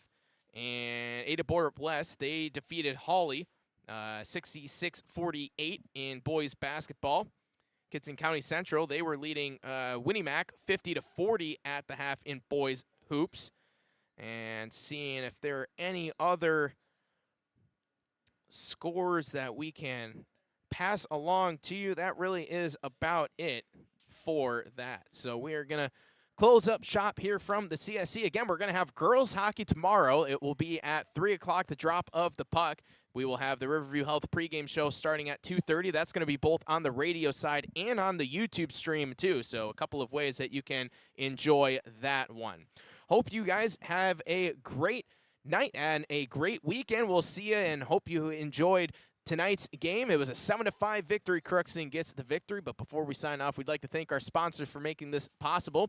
And without the sponsors, we wouldn't be able to do so. So best way to thank our sponsors is to patronize them. If you're unable to do so, at least thank them and saying thank you for being a sponsor of Pirate Athletics on KROX. 7-5, the final score. The Pirates take this one. They're 2-0.